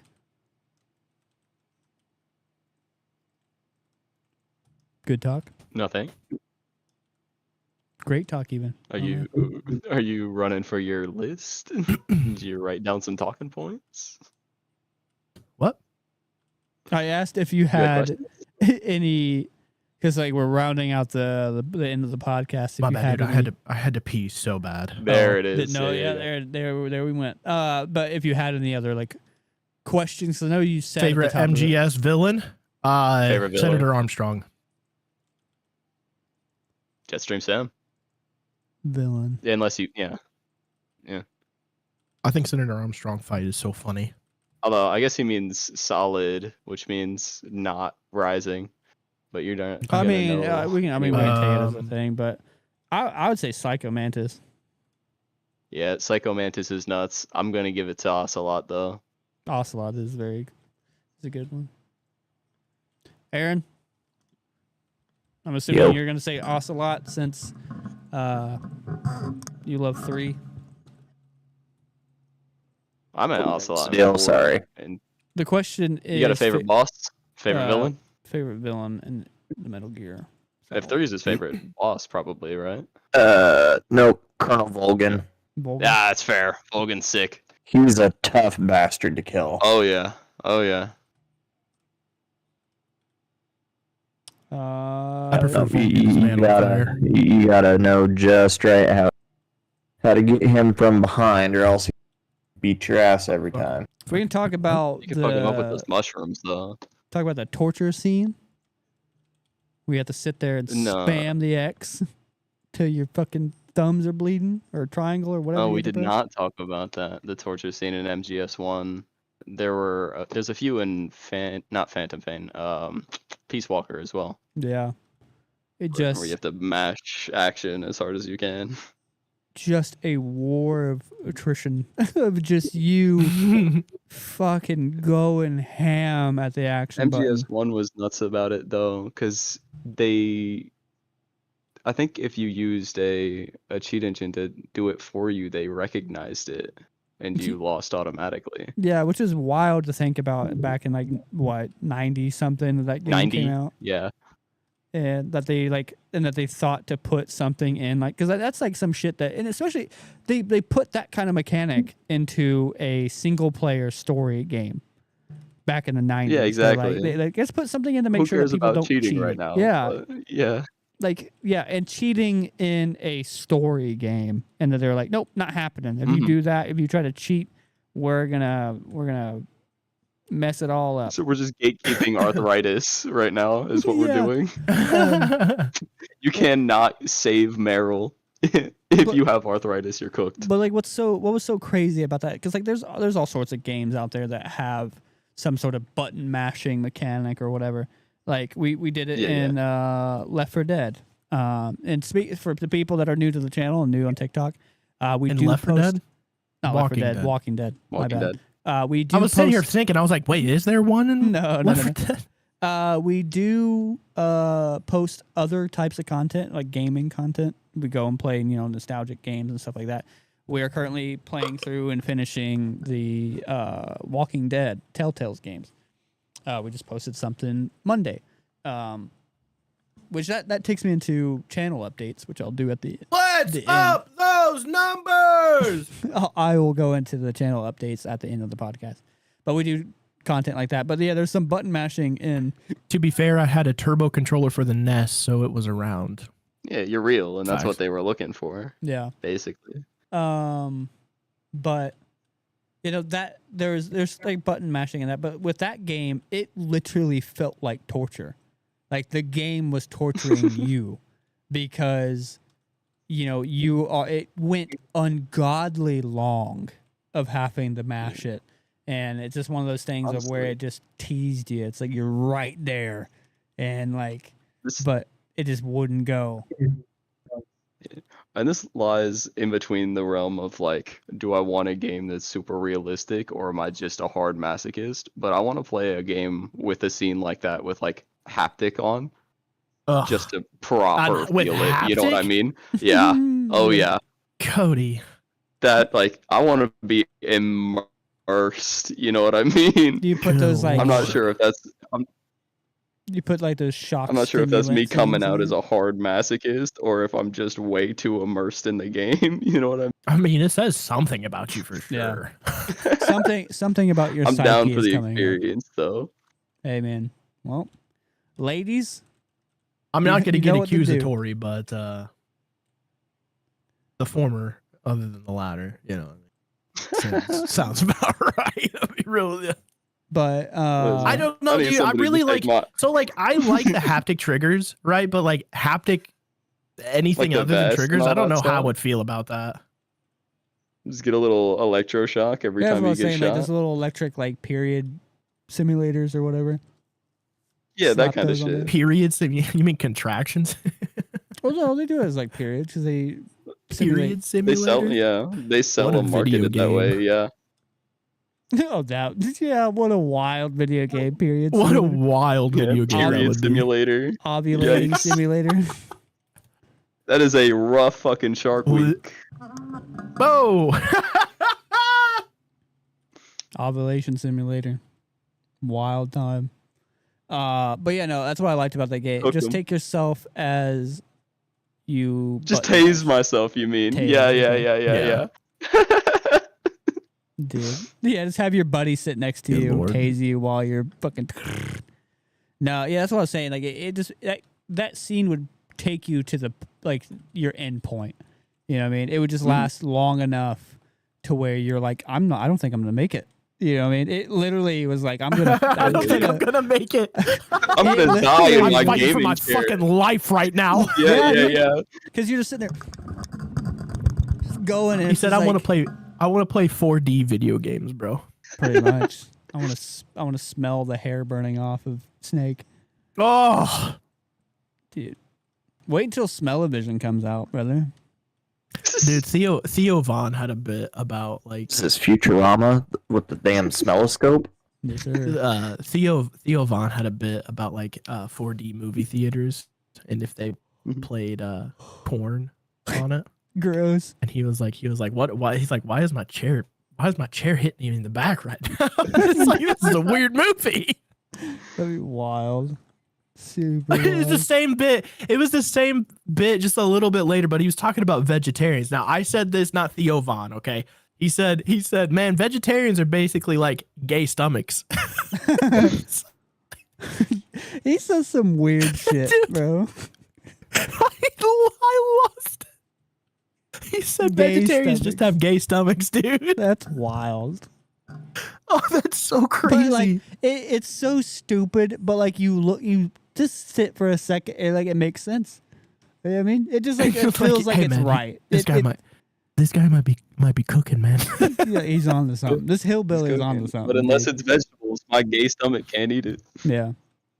Dude, I feel that every time I eat anything, my stomach gets gay and bloated. So, you know, like maybe he's We're back onto on something. this one. But Did you have questions, James? Dear Lord. Did I have what? any more questions? About Metal Gear? No. Nothing? There you Closing remarks. Probably never gonna play it. We go. fucked. At least put the 4 hours into Rising, god dang it. I could see myself playing Rising, but outside of that, I don't think I'll ever play a Metal Gear game. I still think that you need to play Phantom Pain. You could skip Phantom Pain. Like just That's as what like a lot of people tell me. like I just- really wish you'd play my favorite game. just as like a video game. You know Just what I try mean? just try my favorite game, man. Just as like a video game, not even just Metal Gear, just as a like a video game. It was just a good game. You know what I mean? Like argue the Metal Gear I mean, it aspects sounds and the cool. weird stuff, but like the video game itself and the experience of playing it is very good, very fun, very interesting, and that's what I'll take your word for it, man. that's like my argument. The thing is for it. like all of it sounds cool, but I know I won't like it. I still don't understand that like weird dislike of stealth. I love everything about a stealth game. I love everything about slowing down, and I think it's kind of like why like I don't get me wrong, I do love wave things, and I like I'm a huge fan of Left 4 Dead and you got mobs of enemies running at you and stuff like that. So like within certain scenarios, like yeah, I enjoy that, but like I really enjoy slowing down and figuring shit out or being able to like just do it. Like hell, I'm probably gonna download Phantom Pain after we're done tonight, for sure. And I like just having like that openness that those games allow you to do and like take them on however, and they force you to slow down and engage with your surroundings and engage with the video Dude, game. the amount of times you've slow down, I feel myself slowing down. Slow it down. Speed up, man. Slow it down. Oh yeah, it sounds cool, but I probably won't play it. Missing out. And that's just how it is. And that's just how it I'm is, gonna man. I'm gonna use the Yeah, I'm cool. channel. I'm gonna use the channel to make us play the first one. Just okay. one. The first one. I mean, you can play it. I don't have a problem watching stealth games. But I think that's where we can about round it up and end it because we're no longer shit talking each other, and James has ran out of questions. So we've ran out of insults and questions. So You throw up weird. It's like if we could Got him. if we could keep the insults coming, then we could keep the podcast going. But I think we're running out of insults at the same time. But You're not even equestrian. nope. But Okay, man. thanks to everybody coming and hanging out. Thank you for everybody on TikTok. Your boy makes one dumb Donkey Kong joke, man.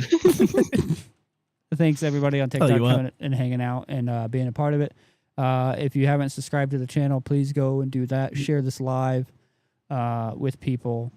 If you're coming back here at the end of it and on TikTok or even on Facebook,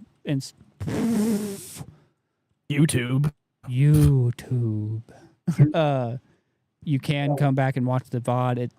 It stays there. It's permanent. You can go and enjoy the rest of it. But we do go live for the people that are new here every single Wednesday, 7 p.m. Eastern time.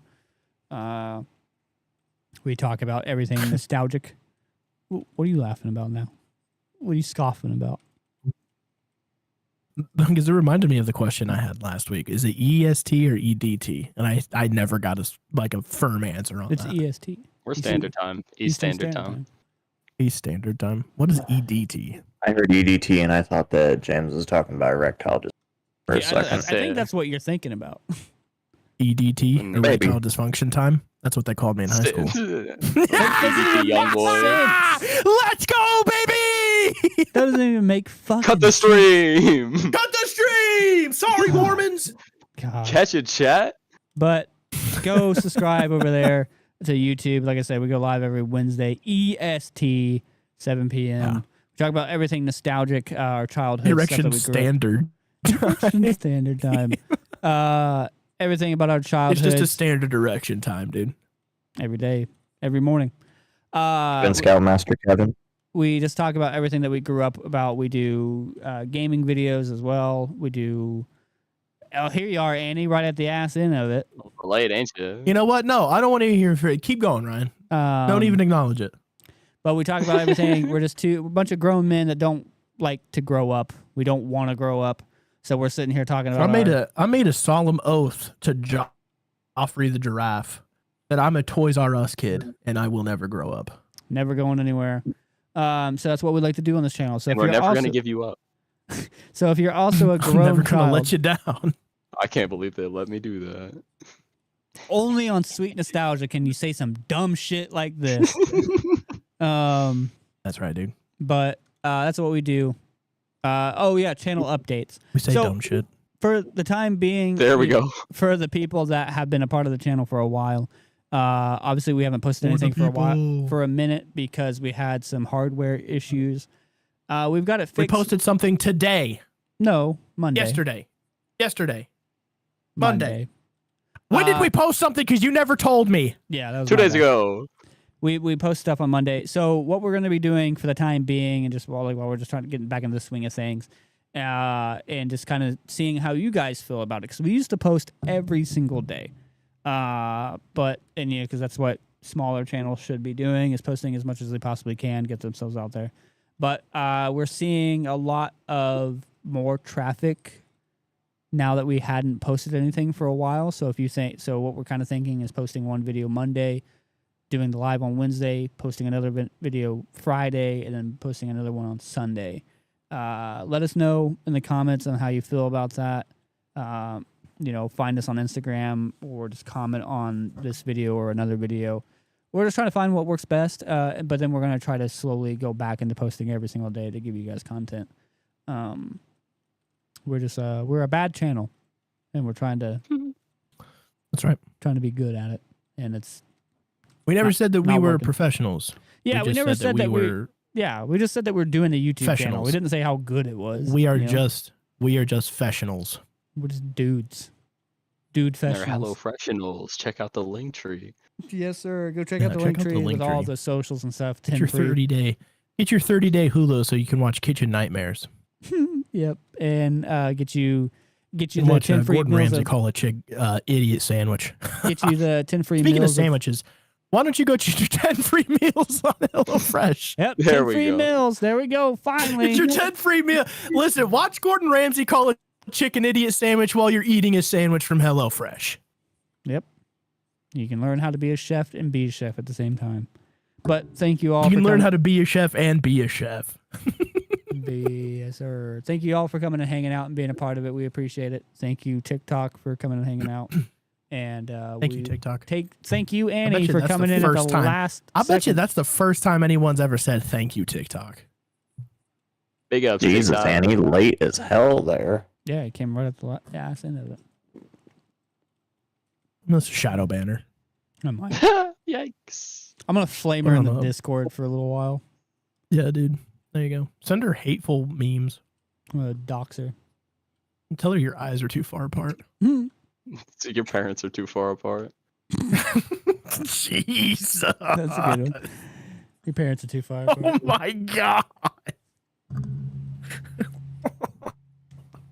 But thank you all for coming and hanging out. Haggled We'll see you in the next one.